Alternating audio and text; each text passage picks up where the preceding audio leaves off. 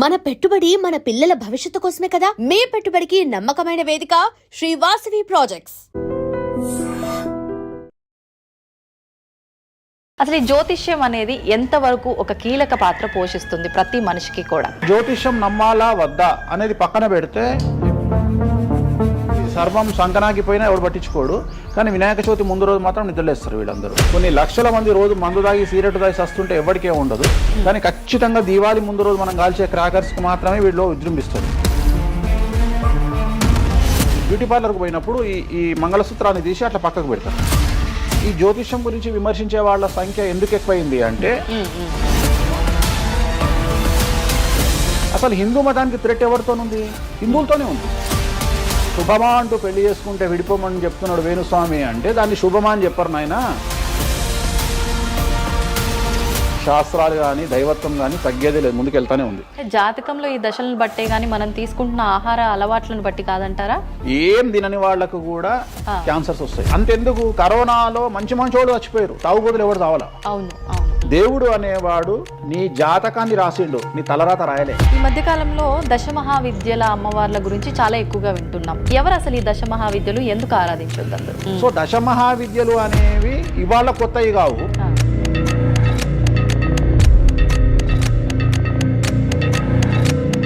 అరుణాచలం ఎవరికి తెలిసి పాలటి వరకు? ఎందుకు అరుణాచలానికి పొలోమంటే వెళ్ళిపోతున్నారు అంటే చాగంటి కోటేశ్వరరావు గారు చెప్పడం వల్ల నీకు అరుణాచలం తెలిసింది. మరి అరుణాచలం విషయంలో ఇదే డిస్కషన్ ఎందుకు వస్తలేదు? దశమహావిద్యలో నాన్ వెజ్ పెడతారు అనగానే ఇక నాన్ వెజ్ ప్రపంచంలో ఎవరు తిననట్టు, అసలు అదేదో తప్పైనట్టు, ఇక లిక్కర్ ఎవరు తాగలేనట్టు. రాముడు క్షత్రియుడు, మాంసం తినలేదా? సురాపానం అంటున్నావు. దేవతలే సురాపానం తీసుకున్నారు, అది మద్యమే. మరి అది దానికి ఏందమ్మా? అవన్నీ పుకార్లు అంటున్నారు. పుకార్లు అదే చెప్తున్నా నేను. సురాపానము నథింగ్ బట్ సారా, ఇప్పసారా. గూగుల్లో కానీ, చాట్ జీపీటీలో కానీ, జెమినీలో కానీ వామాచారం అంటే ఏందో ఓపెన్ చేయండి, దశమహావిద్యలు అంటే ఏందో ఓపెన్ చేయండి. మీకు మీరే తెలుసుకోండి. ఈ సమాజంలో తెలుగు రాష్ట్రాల్లో ఉన్న దొంగలెవరో దొరలెవరో మీరే గుర్తుపట్టండి. ఎవరు అబద్ధాలు చెప్తున్నారో అనే విషయాన్ని తెలుసుకోండి. వేణుస్వామి దొంగ అయితే వేణుస్వామి దగ్గరికి రాకండి. నన్ను 20 నిమిషాలు ఆడుకుందామనే ప్రయత్నం చేసిన నీకు ఇప్పుడు చిన్న ఫినిషింగ్ టచ్ ఇస్తాను. అసలు నువ్వు జనవరి 1కు ముందు నా దగ్గర ఇంటర్వ్యూకి ఎందుకు వచ్చావు? నేను దానికి ఆన్సర్ చెప్తా. కాదు అదే ప్రయత్నం వేణుస్వామి చేసిండు కామాఖ్య విషయం. అమ్మా ఇట్లా వచ్చారా? నమస్కారం, వెల్కమ్ టు ఐ డ్రీమ్. ధర్మ మార్గం విత్ విజిత కార్యక్రమానికి స్వాగతం.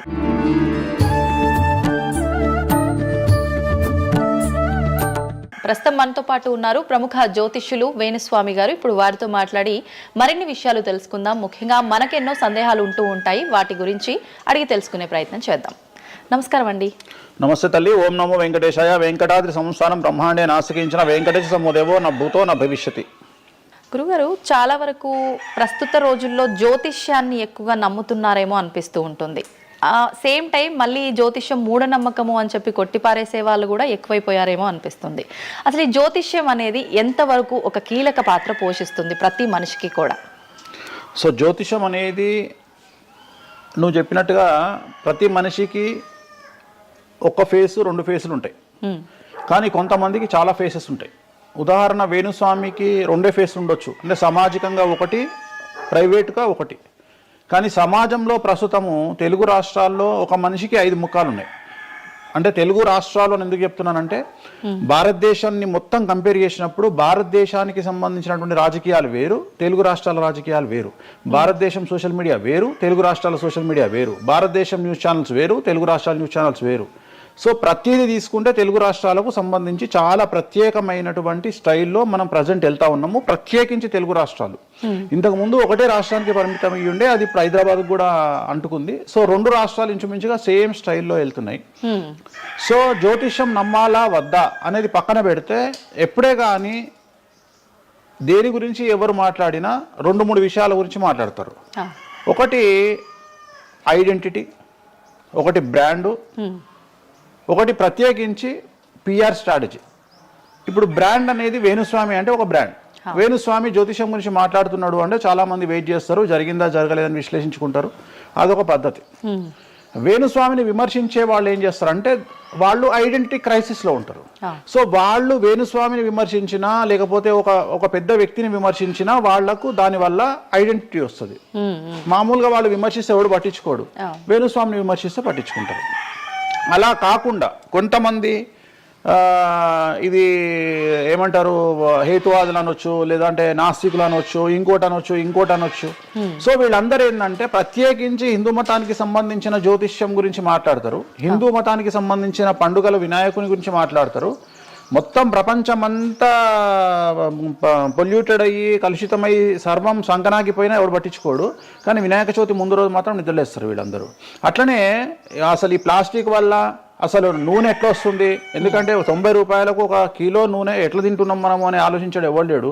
కొన్ని లక్షల మంది రోజు మందు తాగి సిగరెట్ తాగి వస్తుంటే ఎవరికే ఉండదు, కానీ ఖచ్చితంగా దీవాళి ముందు రోజు మనం కాల్చే క్రాకర్స్కి మాత్రమే వీడిలో విజృంభిస్తాడు. సో ఇవన్నీ కూడా ఐడెంటిటీ క్రైసిస్ అవ్వచ్చు, లేదా పని కట్టుకుని విమర్శించలవచ్చు. మనం ఏం నమ్ముతాము అంటే లెక్కలు నమ్ముతాం. 2002కు పూర్వము 2002 తర్వాత తీసుకుంటే జ్యోతిష్యాన్ని నమ్మేవారి సంఖ్య, హిందూ మతాన్ని నమ్మేవారి సంఖ్య 9% పెరిగింది. సో ఇది వేణుస్వామి సొంత కవిత్వం కాదు, గూగుల్ చేస్తే గూగుల్లో మీకు కనిపిస్తుంది పర్సంటేజ్ ఎంత పెరిగింది అనేది. సో ఎప్పుడే కానీ గుర్తుంచుకోవాల్సింది ఏంటి అంటే మనము సైంటిఫిక్గా సైన్స్ పరంగా మనం ఎంత ముందుకెళ్తామో మన జెన్జీ జనరేషన్, ఆల్ఫా జనరేషన్లు ఎంత ఫాస్ట్గా వస్తాయో ఎట్ ది సేమ్ టైము దేవుళ్ళ మీద నమ్మకాలు కూడా అదే పరిస్థితులలో ఉంటాయి. కాకపోతే ఇక్కడ ఏంటి అంటే ఒకటి ఎక్స్ప్రెసివ్ అవ్వచ్చు, ఎక్స్ప్రెసివ్ కాకపోవచ్చు. ఎందుకు పెరిగాయి అంటారు ఈ పర్సంటేజ్ మీరు అన్నట్లుగా? అంటే ఖచ్చితంగా కష్టాల ప్రాబ్లం. అంటే ఇక్కడ కష్టాల కంటే కూడా కాంపిటీషన్ అని చెప్తాను నేను. సో ఇప్పుడు ఏమైపోయింది అంటే విపరీతమైనటువంటి కాంపిటీషన్లోకి నెట్టబడ్డాం మనం అందరము కూడా. అంటే ఏమైపోయింది అంటే ఒక 1990కి పూర్వము మనం సంపాదించుకునే సొమ్మంతా కూడా దాచిపెట్టుకొని ఆ డబ్బును దాచుకొని మన కుటుంబాలు తింటాయి, మన పిల్లలు తింటాయి అనే ఆలోచన ఉండేది. 2000 సంవత్సరం తర్వాత ఏమైపోయింది అంటే మనం సంపాదించుకున్నది మనమే ఎంజాయ్ చేయాలి, ఒక కారు కొనుక్కోవాలి, సో లగ్జరీ లైఫ్ లీడ్ చేయాలి, 10 మందికి చూపించుకోవాలి. అంటే స్వతహాగా అనుభవించడం కంటే కూడా 10 మందికి చూపించుకోవాలి అనేటువంటి ఒక పనికిమాలిన భావన జనాల్లో చాలా వచ్చింది. ఇది ఎంతవరకు కరెక్ట్ అంటే తప్పు చెప్తున్నా. ఇప్పుడు ఉదాహరణ ఇన్ఫ్లుయెన్సర్స్ చూస్తుంటే అసలు యాక్చువల్గా వినాయక చవితి అనేది చవితి రోజు చేసుకోవాలి, కానీ వీళ్ళు ఏం చేస్తున్నారు వినాయక చవితికి 2 రోజుల ముందరనే వినాయక చవితి చేసుకొని దాన్ని మొత్తం ఎడిట్ చేసి అంతా చేసి వినాయక చవితి నాడు పోస్ట్ చేస్తారు. సో దీనివల్ల వాళ్ళ ఖచ్చితంగా ఎఫెక్ట్ అవుతుంది. ఎందుకు ఎఫెక్ట్ అవుతుంది అంటే ఇప్పుడు మాంగళ్యం ఉంది, ఉదాహరణ మెడలో మంగళసూత్రం అనేది ధరిస్తారు అమ్మాయిలు. వీళ్ళు ఏం చేస్తున్నారు ఈ మధ్యన అంటే కొంతమంది అమ్మాయిలు వెస్ట్రన్ కల్చర్కు బానిసలైన అమ్మాయిలు ఏం చేస్తారంటే దాన్ని ఏమంటారు బ్యూటీ పార్లర్కి పోయినప్పుడు ఈ మంగళసూత్రాన్ని తీసి అట్లా పక్కకు పెడతారు. సో మళ్ళీ ఎప్పుడైతే నువ్వు ఆ మంగళసూత్రాన్ని వేసుకుంటున్నావో ఆ సమయం కనుక మంచిది కాకపోతే ఎఫెక్ట్ అవుతుంది ఫ్యామిలీ. సో అందుకని నువ్వు చేసేటువంటి వినాయక చవితి పూజ కరెక్ట్ సమయంలో చేయకపోతే అది నెగిటివ్ అయ్యేటువంటి అవకాశం ఉంది. సో ఇట్లా ఇన్ఫ్లుయెన్సర్స్ ఉదాహరణ ఇప్పుడు జనరల్గా బేసిక్గా మనము ఒక యూరోప్ కంట్రీకి పోతున్నాము, ఒక దుబాయ్కి పోతున్నాము అంటే మనం అక్కడికి పోయినాక షాపింగ్ చేస్తాం. కానీ ఇప్పుడు ఉన్నటువంటి జనరేషన్లో వీళ్ళందరూ ఏంది ఇక్కడ షాపింగ్ చేసి మళ్ళీ అక్కడ షాపింగ్ చేస్తారు. అంటే చాలా విచిత్రం అయిపోయింది. అంటే ఖచ్చితంగా సంవత్సరానికి ఒక 10 డొమెస్టిక్ టూర్లు, ఖచ్చితంగా సంవత్సరానికి ఒక 5 ఇంటర్నేషనల్ టూర్స్. ఇవన్నీ దేనికోసము అంటే సమాజానికి మా దగ్గర డబ్బులు ఉన్నాయి అని చూపించుకోవడం కోసము, ఆర్భాటాల కోసము. సో నేను జనరల్గా ఏం చెప్తా అంటే first build your own brand. First brand build చేసుకున్నాక తర్వాత నువ్వు బ్రాండ్కి అలవాటుగా. ఇప్పుడు ఒక అనామకుడు ఒక మామూలు మనిషి రేంజ్ రోవర్ కార్ వేసుకొని వస్తే జనాలందరూ రేంజ్ రోవర్ కార్ను చూస్తారు. అదే ఒక సూపర్ స్టార్ ఒక ప్రభాస్ ఒక మహేష్ బాబు వస్తే మహేష్ బాబుని చూస్తారు, ప్రభాస్ని చూస్తారు, కానీ కార్ను చూడరు. సో నేనేమంటే ఫస్ట్ నువ్వు దాన్ని తయారు చేసుకో. ఇప్పుడు ఉదాహరణ ఒక బాలీవుడ్ హీరోయిన్ ఉంది, ఆ బాలీవుడ్ హీరోయిన్ ఒక ఎల్వి హ్యాండ్ బ్యాగ్ వేసుకుంది, సపోజ్ అది ఫేకే అనుకుందాం, బట్ జనాలు అందరూ అది ఒరిజినల్ అనుకుంటారు. అదే ఒక మామూలు అమ్మాయి నిజంగానే ఎల్వి బ్రాండ్ వేసుకుంది కానీ అది ఫేక్ అనుకుంటారు. సో అందుకని ఫస్ట్ నీ బ్రాండ్ నువ్వు నిలబెట్టుకున్న తర్వాత అప్పుడు నువ్వు బ్రాండ్స్ జోలికి వెళ్ళు. ఇప్పుడు సో ప్రస్తుతం సమాజంలో ఈ జ్యోతిష్యం గురించి విమర్శించే వాళ్ళ సంఖ్య ఎందుకు ఎక్కువైంది అంటే వాళ్ళకు వ్యక్తిగతమైన అంశాలు చాలా ఉంటాయి. They want subject. అంటే ఏమైపోయింది ఇప్పుడు ఎగ్జాంపుల్ ఇప్పుడు నేనే ఒక యూట్యూబ్ ఛానల్ పెట్టుకున్నా, నన్ను నేను ఓన్గా జర్నలిస్ట్గా నన్ను నేను గుర్తించుకున్నా, నాకు సబ్జెక్ట్ కావాలి అంటే అట్లీస్ట్ నేను ప్రతిరోజు కనీసం ఒక 10 నుండి 15 వీడియోలు చేయాలి అంటే నాకు ఆ మనిషితో పని లేదు, ఆ వ్యవస్థతో పని లేదు, ఆ సబ్జెక్టుతో పని లేదు. నేను రాకెట్ గురించి నేనే మాట్లాడతా, జ్యోతిష్యం గురించి నేనే మాట్లాడతా, రైతు గురించి నేనే మాట్లాడతా, పిడకల గురించి నేనే మాట్లాడతా. అంటే లాస్ట్కు నాకు కావాల్సింది ఏంది అంటే నాకు వ్యూవర్స్ కావాలి. అట్లీస్ట్ నాకు నేను పెట్టే సబ్జెక్టుకు నాకు తెలియకున్నా సరే దాని గురించి కంటి చూపు గురించి నేనే మాట్లాడతా, క్యాన్సర్ గురించి నేనే మాట్లాడతా, ఎయిడ్స్ గురించి నేనే మాట్లాడతా. అంటే కాదేది విమర్శకు అనర్హం. అంటే నీకు సబ్జెక్టు తెలుసా తెలియదా అంటే ఇంగితం ఉండేవాడు కంట్రోల్ చేసుకో. ఇప్పుడు నాకు సిగ్గు శరము ఇంగితం ఉంది. నేను ఇప్పుడు ఆ కెమెరామెన్ తీసేటువంటి కెమెరాకు సంబంధించి ఆయన ఎట్లా పెట్టాలి ఫోకస్, ఆయన లెన్స్ ఎంత అడ్జస్ట్ చేసుకుంటాడు ఏంది అనేది నాకు సంబంధం లేని వ్యవహారం. కానీ నేను అసలు దానిలోకి వెళ్ళను. కానీ అదే విశ్లేషకుల పేరుతో ఉండేటువంటి యూట్యూబ్ ఛానల్స్ అవ్వచ్చు, ఇంకొకళ్ళు అవ్వచ్చు, వాళ్ళు ఏం చేస్తారు, దాన్ని కూడా వాళ్ళే జస్టిఫికేషన్ చేస్తారు. అంటే దాన్ని కూడా నువ్వు కెమెరా ఎట్లా పెట్టాలనో కెమెరామెన్కి వీళ్ళు నేర్పిస్తారు, వీళ్ళే డిస్కషన్. ఎందుకు అంటే వాళ్ళకి ఏదో ఒక 10,000 వ్యూవర్షిప్ పోతే ఇట్లా ఓవరాల్గా తీసుకుంటే నెలకి ఇంత వెళ్తుంది పైసలు. సో దీని మీద బ్రతికే వాళ్ళు, సో వాళ్ళు ఏం చేస్తారు, వాళ్ళు విమర్శలు చేస్తారు. సో అట్లనే హేతువాదుల ముసుగులో ఉండేవాళ్ళు విమర్శలు చేస్తారు. అన్నిటికంటే ప్రాబ్లం ఏమైపోయింది అంటే పొద్దున్న లేస్తే హిందూ మతం బాగుండాలి, హిందూ మతం బాగుండాలి అంటే అసలు హిందూ మతానికి థ్రెట్ ఎవరితోనుంది? హిందువులతోనే ఉంది. ముస్లిమ్స్తో లేదు, క్రిస్టియన్స్తో లేదు. ఎందుకంటే వేరే వాళ్ళు మన జోలికి రావట్లా.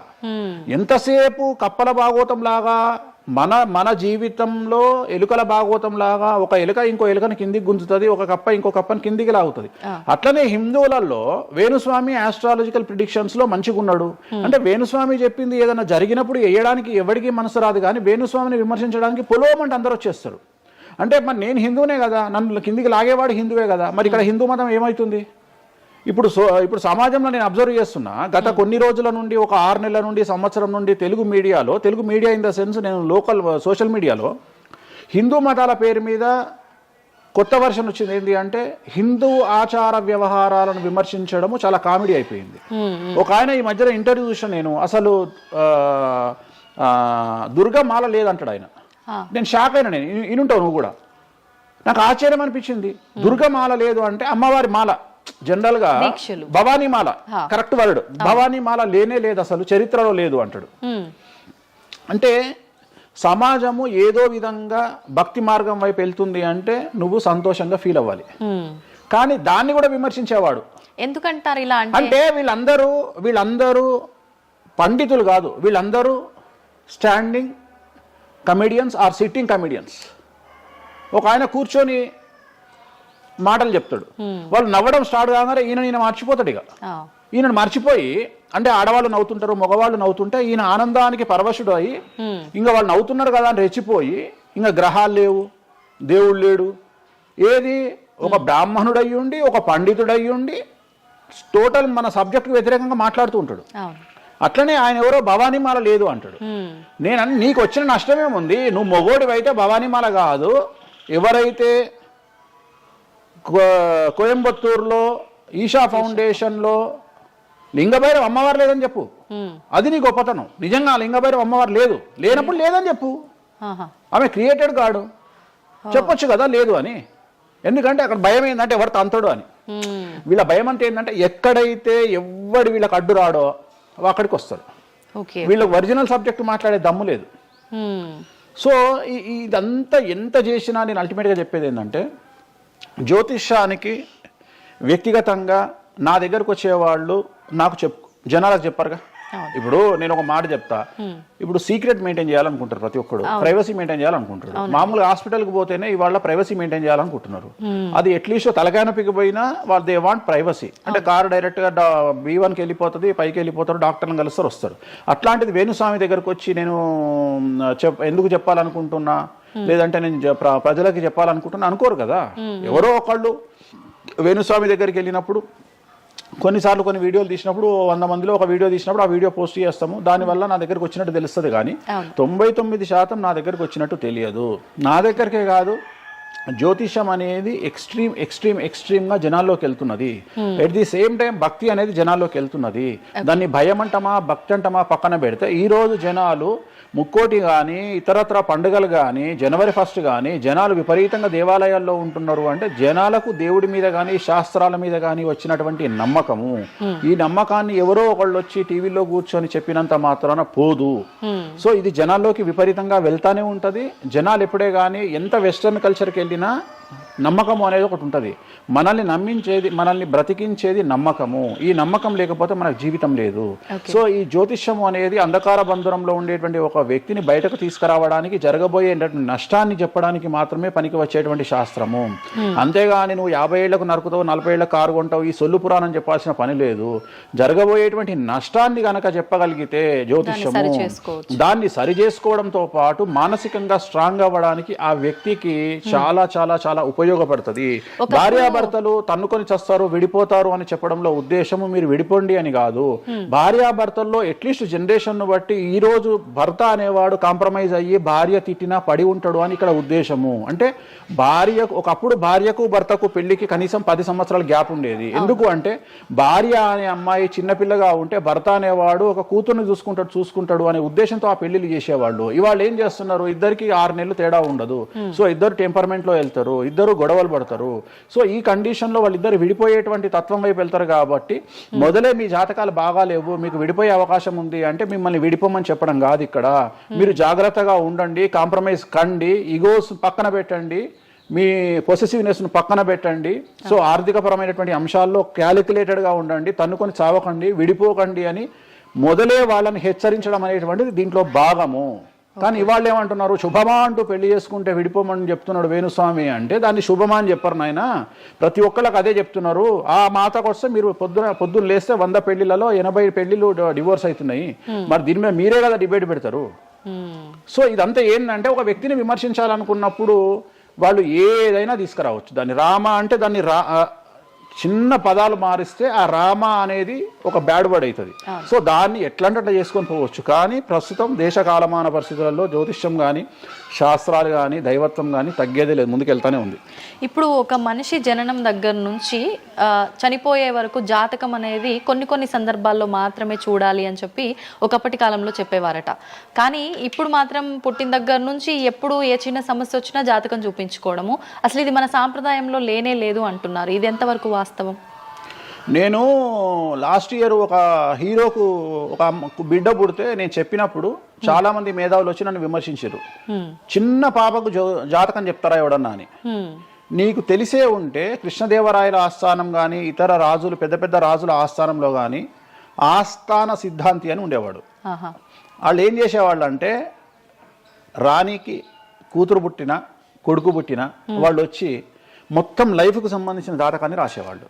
పుట్టడంతోనే ఈ అసలు పుట్టిన రోజే రాసేవాళ్ళు. వీళ్ళు ఏమైతారు, ఈయన జీవితంలో ఏమైతాడు, దొంగ అవుతాడా, మంచోడు అవుతాడా, రాజు అవుతాడా, లంగ అవుతాడా, క్రికెటర్ అవుతాడా అంటే ఆ దేశకాలం మన ప్రశ్న బట్టి అప్పుడు.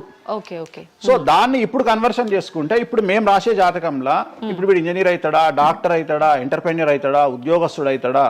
సో ఇవన్నీ అంచనా వేగ ఒక మనిషి పుట్టినప్పటి నుండి లగ్నాన్ని బేస్ చేసుకొని 1వ నెంబరు అంటే లగ్నము నుండి 12వ నెంబరు అంటే వ్యయము 1 నుండి 12 గడులను కనుక తీసుకొని రాస్తే ఆ మనిషి ఎప్పుడు పుట్టి ఏమేం చేస్తాడు, ఎప్పుడు చనిపోతాడు అనేది వెరీ క్లియర్గా మెన్షన్ చేయవచ్చు. సో ప్రతి రోజు జాతకాన్ని వేసుకోవచ్చు, ప్రతి నెల జాతకాన్ని వేసుకోవచ్చు. గోచారము గ్రహచారము అని 2 ఉంటాయి. గోచారము అంటే ప్రస్తుతం జరిగేటువంటి గ్రహాల యొక్క గమనం ఏ విధంగా ఉంది అని తెలియజేసేది గోచారము. గ్రహచారము అంటే పుట్టినప్పుడు దాన్ని బేస్ చేసుకొని రాసేది గ్రహచారము. జనరల్ గా తెలుగు రాష్ట్రాల్లో చాంద్రమానాన్ని మాత్రమే బేస్ చేసుకొని జాతకాలు రాస్తారు. కానీ వేణుస్వామి ఒక్కడే చాంద్రమానము, సౌరమానము, బార్హస్పత్యమానము అనే 3 విభాగాలను బేస్ చేసుకొని జాతకాలు రాస్తాడు. చాంద్రమానము అంటే చంద్రుడిని బేస్ చేసుకొని రోజున్నర పాటు చంద్రుడు ఒక రాశిలో ఉండేదాన్ని చాంద్రమానము అంటారు. ఇది మన దక్షిణ భారతదేశంలో వాడతాము. సౌరమానము అంటే సూర్యుడు, రవి ఒక నెలలో ఒక రాశిలో ఉంటాడు, దాన్నే మనం సౌరమానము అంటాము.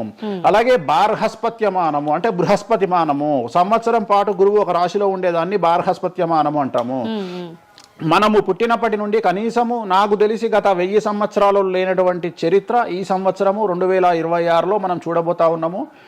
గురువు ఒకే సమయములో 6 నెలల్లో 3 రాసుల్లోకి ప్రవేశిస్తా ఉన్నాడు. అంటే జనరల్ అరుదు కాదు, అసలు మనం ఎప్పుడు చూడలే. అందుకనే ఈ సంవత్సరం చాలా పెను సంచలనాలు ఉంటాయి. 2026లో గురువు మిథునం, కర్కాటకం, సింహం 3 రాశుల్లోకి వచ్చి మళ్ళీ రివర్స్ వస్తున్నాడు కర్కాటకానికి. సో చాలా విచిత్రమైనటువంటి ఒక గమనాన్నిగా మనం చూడాల్సి వస్తుంది. ఇది చాలా పెను సంచలనాలకు అంటే సృష్టిలోనే ఒక విచిత్రమైనటువంటి అనుభూతిని మనం పొందబోతా ఉన్నాము, మంచి చెడులు పక్కన పెడితే. సో ఇలాంటి పరిస్థితి నుండి జాతకాలను విశ్లేషించడము ఇవన్నీ కూడా నడుస్తాయి. ఇప్పుడు కొన్నిసార్లు మనిషి కొన్ని సందర్భాల్లో ఇబ్బంది వచ్చినప్పుడు నా తలరా తింటే భగవంతుడు ఇంకా రాసేశాడు, నేనేం మార్చలేను అంటుంటారు. కొన్నిసార్లు భగవంతుడిని పక్కన పెట్టి, తలరాతని పక్కన పెట్టి మనం గట్టిగా ఒకటి అనుకుంటే అయిపోతుంది అని అంటూ ఉంటారు.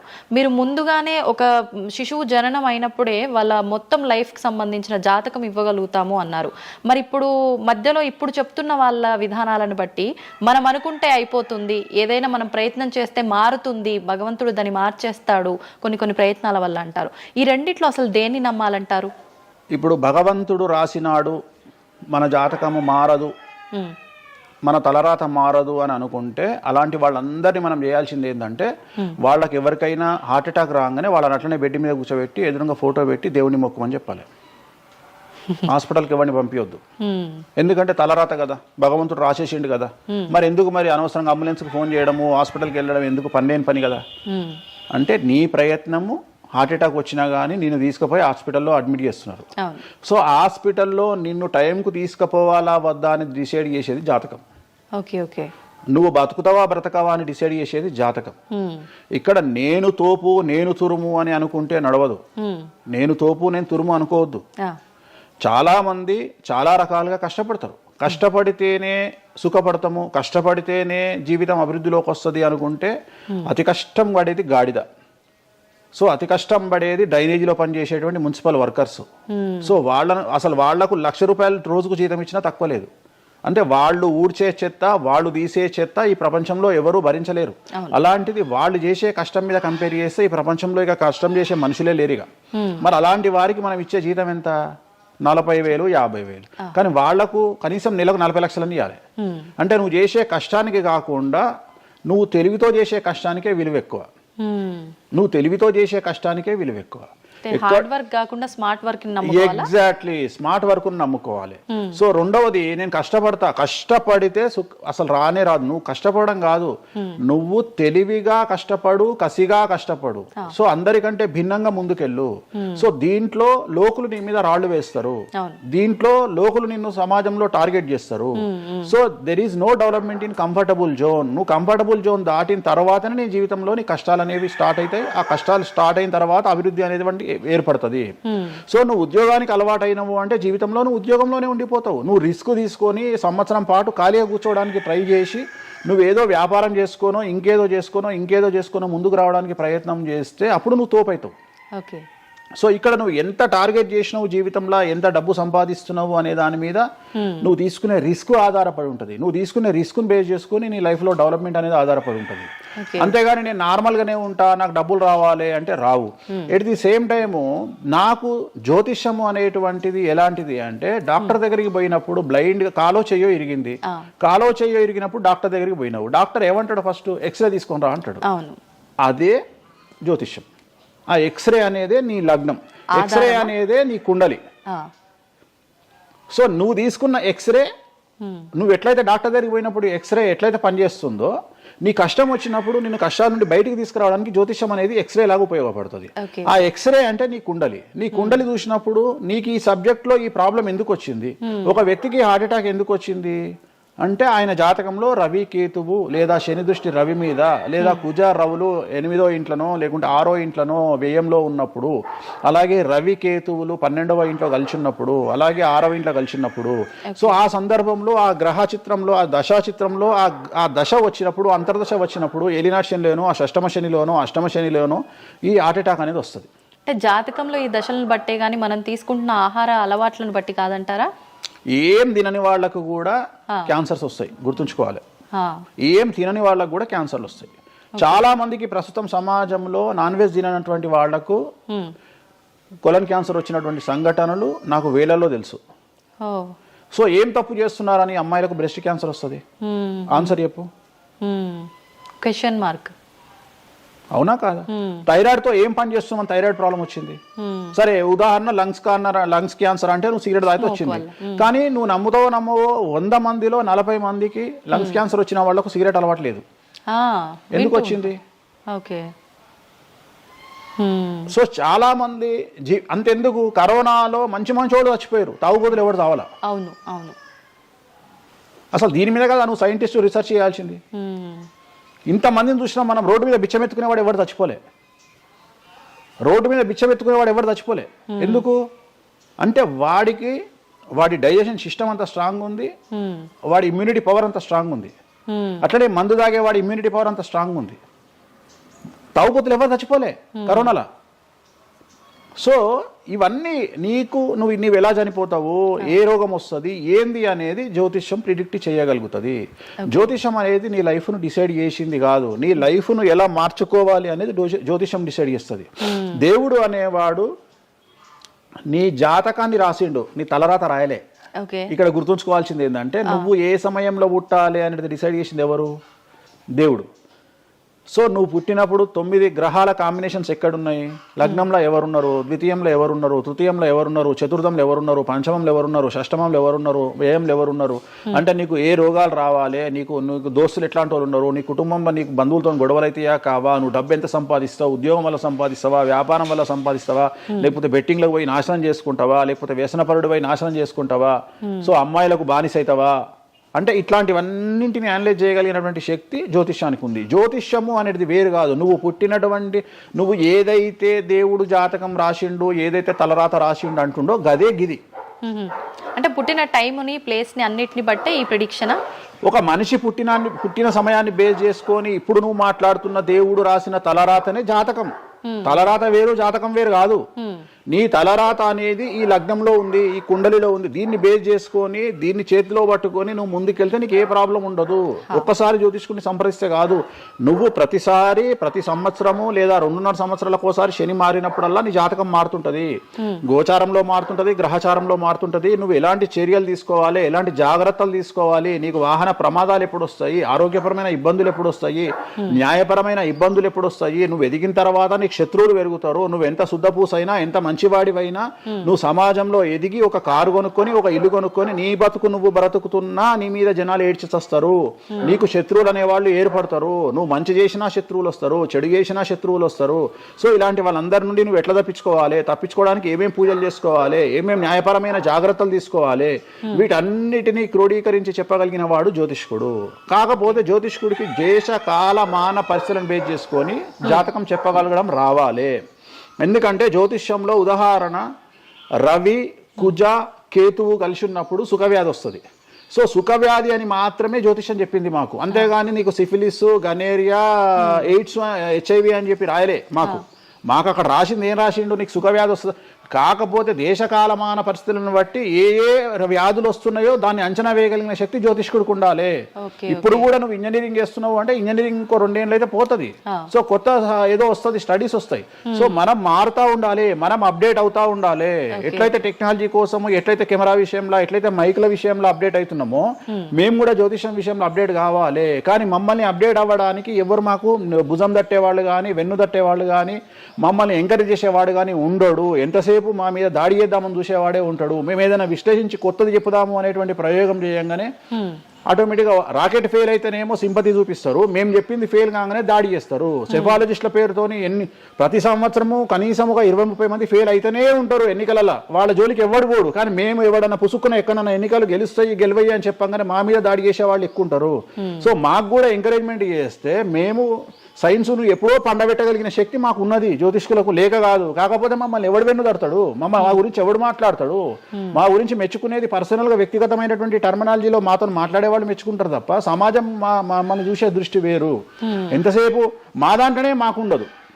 మా దాంట్లో యాచకా శత్రువు అంటే బిచ్చపోడు శత్రువు అని మా దాంట్లో మాకే తన్నులాట.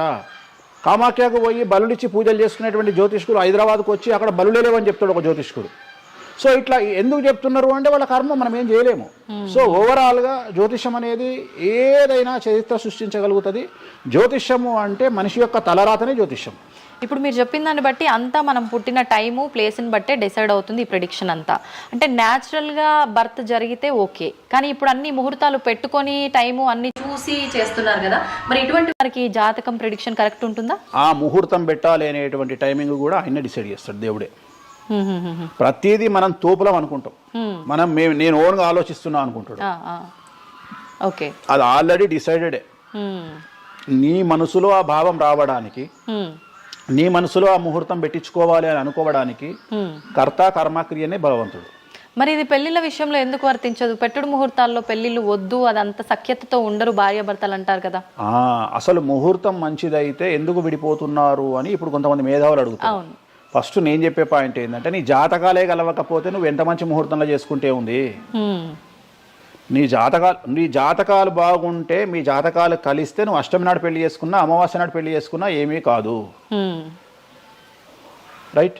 సో నేను మాట్లాడే విషయం ఏంటంటే, నీ అబ్బాయి అమ్మాయి జాతకాలు బాగా కుదిరినప్పుడు వాళ్ళ లైఫ్ ఎక్కడో ఉంటుంది. చాలా మంది there is calculated love, calculated relation. అమ్మాయి ఏమనుకుంటుంది, నేను నెలకు 1,50,000 సంపాదిస్తున్నా, నాకు ఖచ్చితంగా 2 లక్షలు సంపాదించే అబ్బాయి కావాలి అనుకుంటుంది. కానీ నన్ను జీవితంలో బాగా చూసుకునే అబ్బాయి కావాలి, నేను కాంప్రమైజ్ అవుతా, నీకు 1,00,000 వస్తుందా, నేను 1,50,000 సంపాదిస్తా, ఇద్దరం కలిసి 2.5 లక్షలతో బతుకుతాము అని ఏ అమ్మాయి అనుకోదు. సో ప్రతి ఒక్కడి క్యాలిక్యులేషన్ ఇదే. అలాగే అబ్బాయి ఏమనుకుంటాడు, నాకు 2 లక్షలు వస్తుంది కానీ నాకు చాలా అందమైన అమ్మాయి కావాలి అనుకుంటాడు. సో ఇక్కడ ఉన్న డిమాండ్కు తగ్గట్టు సప్లై లేదా.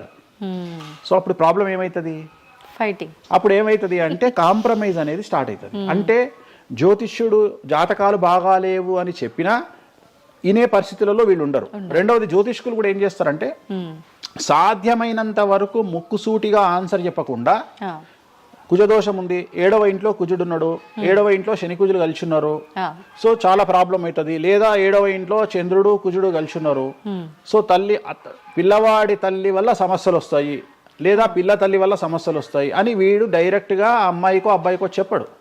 లేదు మీ ఇద్దరికి సంతాన యోగం లేదు అని చెప్పడు. ఉదాహరణ 9:5 అయింది, ఇద్దరిది అమ్మాయిది అబ్బాయిది, సంతాన యోగం ఉండదు, షష్టాష్టకాలు అయినాయి. వీడేమంటాడు, షష్టాష్టకాలలో శుభ షష్టాష్టకాలు అంటాడు. అంటే విషయంలో మంచి విషయం ఉంటుందా? ఉండదు కదా. శుభ షష్టాష్టకాలు ఎక్కడి నుండి వచ్చినాయి? నువ్వు చెప్పేదే విషం అంటున్నావు, విషం అనుకుంటూ మంచి విషయం అంటున్నావు మళ్ళా. సో మంచి విషయం ఎక్కడ నుండి ఉంటుంది? ఉండదు. విషయం వేసుకుంటే చస్తాడు. అట్లనే షష్టాష్టకాలు అంటే ప్రాబ్లం స్టార్ట్ అవుతుంది. అట్లనే 9:5 ఏకనాడి, వర్ణదోషము, యోని దోషము, ఇట్లా చాలా రకాల దోషాలు ఉంటాయి. సో ఈ దోషాలను ఏం చేస్తారంటే, ఈ దోషాలను ఎదుటి వ్యక్తికి నిజాయితీగా చెప్పడం మానేసి సాధ్యమైనంత వరకు వీళ్ళు పెళ్లి చేసుకోవాలి అనే ఇంటెన్షనల్ గా పాజిటివ్ వేలో వెళ్తాడు. రెండవది ఏంటంటే, ఆల్రెడీ వీళ్ళు ఏం చేస్తారు, మేమిద్దరం ఫిక్స్ అయినాము, మేము పెళ్లి చేసుకుంటాము అని డిసైడ్ చేసుకొని వస్తారు అక్కడికి. అప్పుడు వాడు ఇవన్నీ చెప్పి వాళ్ళ మనసును విరగొడతాడా? విరగొట్టాడు. జనరల్గా ప్రపంచంలో ఏ అమ్మాయి తండ్రి కానీ ఏ అబ్బాయి తండ్రి కానీ తన బిడ్డనో తన కూతురో తన అల్లుడో నాశనం కావాలి అని కోరుకోరు. కానీ చెప్పగలిగినటువంటి పరిస్థితుల్లో ఎవరు ఉండాలి? జ్యోతిష్కుడు ఉండాలి. సో అది నేను చేస్తున్న ప్రస్తుతం కలియుగంలో. వేరే వాళ్ళు ఎవరు చేయట్లేదు ఆ విధంగా. ఎందుకంటే రేపొద్దున కలిసి ఉండకపోతే 2 కుటుంబాలు బాధపడతాయి, సమాజంలో చెడ్డ పేరు వస్తుంది, వీళ్ళ లైఫ్ స్పాయిల్ అయిపోతుంది. సో అందుకని నేను చాలా జాగ్రత్తగా మొదలే డిసైడ్ చేసి, నీకు ఈ ప్రాబ్లం ఉందిరా బాబు, నువ్వు జాతకాలు నీకు కలవలేదు, వివాహం చేసుకోకు అని చెప్తా. వీళ్ళ జాతకాలు బాగా లేకున్నా తీసుకుపోయి మంచి ముహూర్తం చూసుకొని పెళ్లి చేసుకుంటే ఆ ముహూర్తం వీళ్లను సఫలీకృతులను చెయ్యదు. నీ జాతకం బాగుండాలి. అట్లనే నువ్వు ఏ టైంలో పుట్టాలనో డిసైడ్ చేసుకున్నా అని నువ్వు అనుకొని సిజేరియన్ పెట్టుకుంటావు, కానీ ఆ టైంలో నువ్వు నక్షత్రమే చూస్తావేమో కానీ 6వ ఇంట్లో ఉండే గ్రహాలు 12వ ఇంట్లో గ్రహాలు డిసైడ్ చేయగలిగింది భగవంతుడు. ఆ టైంలో ఒకవేళ వ్యయస్థానంలో గ్రహాలున్నా 6వ స్థానంలో గ్రహాలున్నా జాతకం అంతా కింద మీద అవుతుంది. ఒకవేళ కుజుడు ఉండే స్థానాన్ని బట్టి, చంద్రుడు బుధుడు ఉండే స్థానాన్ని బట్టి జాతకాలు కరెక్ట్గా డిసైడ్ చేయకపోతే ఆటిజంతో మగపిల్లలు పుడతారు. సో ఇన్ని సమస్యలు ఉంటాయి. సో చాలా ఈజీగా సిజేరియన్ ఆపరేషన్ చేసుకోగానే పిల్లలు మంచిగా పుడతారు అని కాదు అక్కడ. ఎందుకంటే నువ్వు పిల్లలు మంచిగా పుట్టాలి లేదు అనేది డిసైడ్ చేయడానికి it will take 3 to 4 hours. కానీ 3 to 4 minutes లో జ్యోతిష్కుడు డిసైడ్ చేస్తుంది. అది తప్పు. ఈ మధ్యకాలంలో దశమహావిద్యల అమ్మవార్ల గురించి చాలా ఎక్కువగా వింటున్నాం. రాబోతున్న సినిమాలు, ఆల్రెడీ వచ్చిన సినిమాలు కూడా వారికి సంబంధించిన సినిమాలు ఎక్కువగా రావడం జరుగుతోంది. అంటే కొత్తగా, అంటే ఎవరైనా మనిషి కొత్తగా వస్తే మాట్లాడుకోవడం వరకు ఓకే, కానీ భగవంతుల గురించి కొత్తగా మన అందరిలోకి రావటము, వాళ్ళ గురించి మాట్లాడుకోవటము, మళ్ళీ అంటే భగవంతుడు అంటేనే అందరికీ అందుబాటులో ఉండి వాళ్ళకున్న కష్టాల నుంచి గట్టెక్కించడానికి ఆరాధించే వాళ్ళుగా మనం భావిస్తాము. మరి వాళ్ళని అందరూ ఆరాధించొద్దని రకరకాల విధానాలన్నీ చెప్తూ ఉన్నారు. ఎవరు అసలు ఈ దశమహావిద్యలు, ఎందుకు ఆరాధించొద్దు అందరూ? నేను 1991 ఐ థింక్ ఘరానా మొగుడు అనే సినిమా ఓపెనింగ్ చేయడానికి విశాఖపట్నం వెళ్ళాను నేను. ఆ సినిమా ముహూర్తం నేనే పెట్టిన. ఇక్కడ చిరంజీవి గారి సినిమా, రాఘవేంద్రరావు గారిది విశాఖపట్నంలో అయ్యింది. బంగారు కోడిపెట్ట అనే సాంగ్ తోని ఆ సినిమా స్టార్ట్ అయింది. అది ముహూర్తం చేసిన నేను విశాఖపట్నంలో. అప్పుడు నేను అక్కడనే పక్కనే ఉన్నటువంటి శ్రీకాకుళం అనేటువంటి ఒక ప్రాంతానికి వెళ్ళిన. నేను మాట్లాడేది 1991. అప్పుడు వాళ్ళకి ఎన్టీ రామారావు అంటే ఎవరో తెలియదు. హైదరాబాద్లో ఎన్టీ రామారావు ఉంటాడు అంటే వాళ్ళ ఆశ్చర్యానికి అంతులు లేవు. అంటే ఎన్టీ రామారావు అనే వ్యక్తిని మీరు చూసిరా, మీకు తెలుసా అంటే వాళ్ళంతా, అంటే ఆ రోజు ఉన్నటువంటి డెవలప్మెంట్, ఆ రోజున్న ఫ్లైట్లు, ఆ రోజున్న వ్యవస్థను బట్టి వాళ్ళు ఎక్కడనో కుగ్రామంలో ఉండేటువంటి మనుషులు. సో వాళ్లకు ఎన్టీఆర్ అంటే హైదరాబాద్ అంటే తెలియదు. మీరు ఇప్పటికీ కూడా శ్రీకాకుళం ఆ ఏరియాకి వెళ్ళి హైదరాబాద్ మీరు జీవితంలో వచ్చిరని అడగండి, 190 మందికి హైదరాబాద్ అంటే ఏందో తెలియదు. ఓకే, సో అట్లనే భారతదేశంలో ఇప్పుడు మన తెలుగు రాష్ట్రాల్లో పుట్టిన చాలా మంది దగ్గరికి వెళ్ళి ఢిల్లీ ఎలా ఉంటుంది అని అడిగితే మీకు తెలియదు, ముంబై ఎలా ఉంటుంది అని అడిగితే మీకు తెలియదు. మాకు తెలియదు కాబట్టి ప్రపంచం గింతే బాయిలకప్ప అనుకోవద్దు. సో దశమహావిద్యలు అనేవి ఇవాళ కొత్తవి కావు. ఎలాగైతే లింగాకారంలో శివుణ్ణి పూజిస్తున్నామో, శివుడి భార్య అయినటువంటి సతీదేవిని అదే యోని రూపంలో పూజిస్తున్నాము. అయిపోయింది, చెరిసగం మంచుకురు ప్రపంచాన్ని. నీకు ఇవాళ తెలిసింది వేణుస్వామి చెప్తే. వేణుస్వామి ఎంక్వైరీ చేయడం అలవాటు, వేణుస్వామికి ఎక్స్ప్లోర్ చేయడం అలవాటు కాబట్టి తిరిగి వచ్చి నీకు ఇవాళ చెప్తే నీకు అర్థమైంది. నువ్వు అంత మాట మాట్లాడుతున్నావు. అరుణాచలం ఎవరికి తెలిసి ఇవాళ వరకు? ఎందుకు అరుణాచలానికి పొలోమంటే వెళ్ళిపోతున్నారు అంటే చాగంటి కోటేశ్వరరావు గారు చెప్పడం వల్ల నీకు అరుణాచలం తెలిసింది. మరి అరుణాచలం విషయంలో ఇదే డిస్కషన్ ఎందుకు వస్తలేదు? అరుణాచలం అనేది నిన్న మొన్నటి దానికి తెలియదు కదా జనాలకు. ఇవాళ గిరి ప్రదక్షిణలు చేస్తూనే ఉన్నారు కదా మీరు అందరు పోయి. అంటే ఎవరో ఒకళ్ళు ఒక సబ్జెక్టు గురించి మాట్లాడేటువంటి పరిస్థితుల్లోకి రావాలి. ఆ ఫ్రీడమ్ మనం ఇవ్వాలి. సో అరుణాచలం గురించి చాగంటి గారు ఎలా మాట్లాడినారో, దశమహావిద్యల గురించి వేణుస్వామి గత 5 సంవత్సరాల నుండి ఫైటింగ్ చేస్తూ ఈ స్టేజ్కి తీసుకొచ్చిండు. దశమహావిద్యల గురించి మాట్లాడడంలో చాలా ఇబ్బందులు ఉంటాయి. ఎందుకంటే చాలా మంది దొంగ పనులు చాటుకు చేయాలనుకుంటారు కానీ పబ్లిక్ లో చేయాలనుకోరు. సో అలాంటి దాన్ని సైలెన్స్ బ్రేక్ చేసినటువంటి వ్యక్తి వేణుస్వామి. దానివల్ల వేణుస్వామి చాలా సఫర్ అయ్యిండు. సామాజికంగా సఫర్ అయ్యిండు, పండితులతో సఫర్ అయ్యిండు, మీడియా వల్ల సఫర్ అయ్యిండు, చాలా మందితో సఫర్ అయ్యిండు దశమహావిద్యల గురించి మాట్లాడడం వల్ల. అంటే ఎందుకు మరి మీరు ఇంత సఫర్ అవుతున్నప్పుడు ఎందుకు? నా ఇష్టం అది. అంటే సమాజంలో ఉన్నప్పుడు మన ఇష్టం. నేనేం తప్పు మాట్లాడతలేను కదా. ఇప్పుడు నేననే పాయింట్ ఏంటంటే అల్ట్రాసెట్ అని ఒక టాబ్లెట్ ఉంటుంది. ఆ టాబ్లెట్ లో గంజాయి ఉంటుంది. సో మనం వాడే చాలా టాబ్లెట్లలో గంజాయి ఉంటుంది. మనం వాడే చాలా టాబ్లెట్లలో కొన్ని క్యాన్సర్ ఔషధాలలో పాము విషం ఉంటుంది. దాని గురించి మనం మాట్లాడుకోం. సో మనం దేని గురించి మాట్లాడుకుంటాము అంటే ఏదైనా కొత్తది వచ్చినప్పుడు, వేణుస్వామి లాంటి వాడు వచ్చినప్పుడు మాట్లాడుకుంటాడు. ఇప్పుడు చాలా మంది, కొంతమంది నాకు తెలిసిన వాళ్ళు షుగర్ అంటే ఇప్పటికి కూడా చెప్పుకోరు. భారతదేశంలో షుగర్ వస్తే చెప్పుకోరు షుగర్ వచ్చిందని. అంతెందుకు ఇవాళ గురించి సరోగసి గురించి ఇప్పటికీ మన దేశంలో మాట్లాడుకోరు. ఇప్పటికి కూడా చాలా మంది సెలబ్రిటీలు సరోగసితోని పిల్లల్ని గంటూ అబద్ధాలు చెప్పుకుంటారు, మేము కడుపుతోనున్నామని. అట్లనే అబద్ధాలు చెప్పుకుంటారు, అట్లనే శ్రీమంతాలు చేసుకుంటారు. కానీ వాళ్ళంతా సరోగేట్ మదర్సు. కానీ వాళ్ళు జనాలకు తెలియదు. ఎందుకంటే పొద్దున్న లేచి డోర్ కొట్టి నువ్వు కడుపుతో ఉన్నావా లేదా అని బెదిరిస్తాడు. ఎవడన్నా బెదిరించాడు కదా. నువ్వు ఒక నిజమైన ప్రెగ్నెంట్ ను పిలిచి అమ్మ 9 నెలలకు నీ బాడీ లాంగ్వేజ్ ఏందో అడుగు. డెలివరీ అయిన తర్వాత 40 రోజులు నీకు సుక్కలు ఎట్లా కనిపిస్తాయో అడుగు. మొన్న నాకు బాగా క్లోజ్ అయినటువంటి ఒక ఆమె 21 కొడుకు పుట్టిండండి వేణుస్వామి గారు, 21కి రండి అని పిలిచింది. 21కి పోయినా. 5వ అంతస్తులు ఉంది వాళ్ళ ఇల్లు. కిందికి నేను వచ్చిన పార్కింగ్ దిగంగానే వేణుస్వామి గారు మీరు లిఫ్ట్ లో రండి అని మెట్లెక్కుంటూ పోతుంది. 22వ రోజు. నాకు అనుమానం రాదా? వస్తుంది. నేను కూడా ఒక ఆడదానికి పుట్టిన కదా, నేను కూడా ఒక అమ్మ కొడుకునే కదా. నాకు తెలుసు మదర్ కి ఇబ్బందులన్నీ అసలు ఉండవు. సరోగా ఈమె కనదు కదమ్మా. ఇప్పుడు ఎవరో అంటారు, మీరు అది గెస్ చేశారు. గెస్ చేయడం ఏంది, 2 మెట్లు ఎక్కాలంటేనే బాడీ లాంగ్వేజ్ తెలిసిపోతుంది కదా. అవును.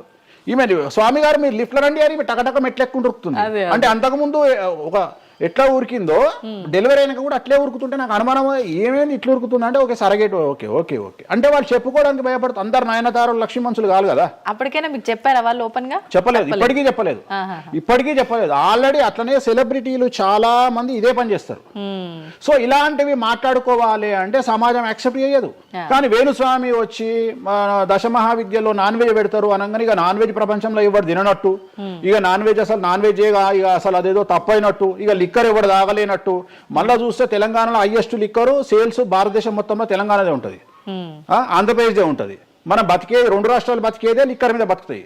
కానీ మళ్ళీ మనకు ఎక్కడ లేని బాధ, వేణుస్వామి మాట్లాడితే నిజాయితీగా మాట్లాడిండు కాబట్టి వేణుస్వామి తప్పు చేస్తుండు, వేణుస్వామి ఆడ మంద అవుతుండడా. సార్ అప్పుడు కరోనా వరకు తినకూడని కమ్యూనిటీలు ఏవి కూడా, అంటే నాన్ వెజ్ ముట్టుకోని కమ్యూనిటీలు కూడా డాక్టర్ చికెన్ తినురి మటన్ తినురి అనగానే ఒక్కొక్కడు మార్కెట్లో లేనంత మటన్ చికెన్ తిన్నారు. కమ్యూనిటీల గురించి నేను మాట్లాడా. అప్పటిదాకా మేము తినము అన్నోడు కూడా తినడం స్టార్ట్ చేసిర్రు.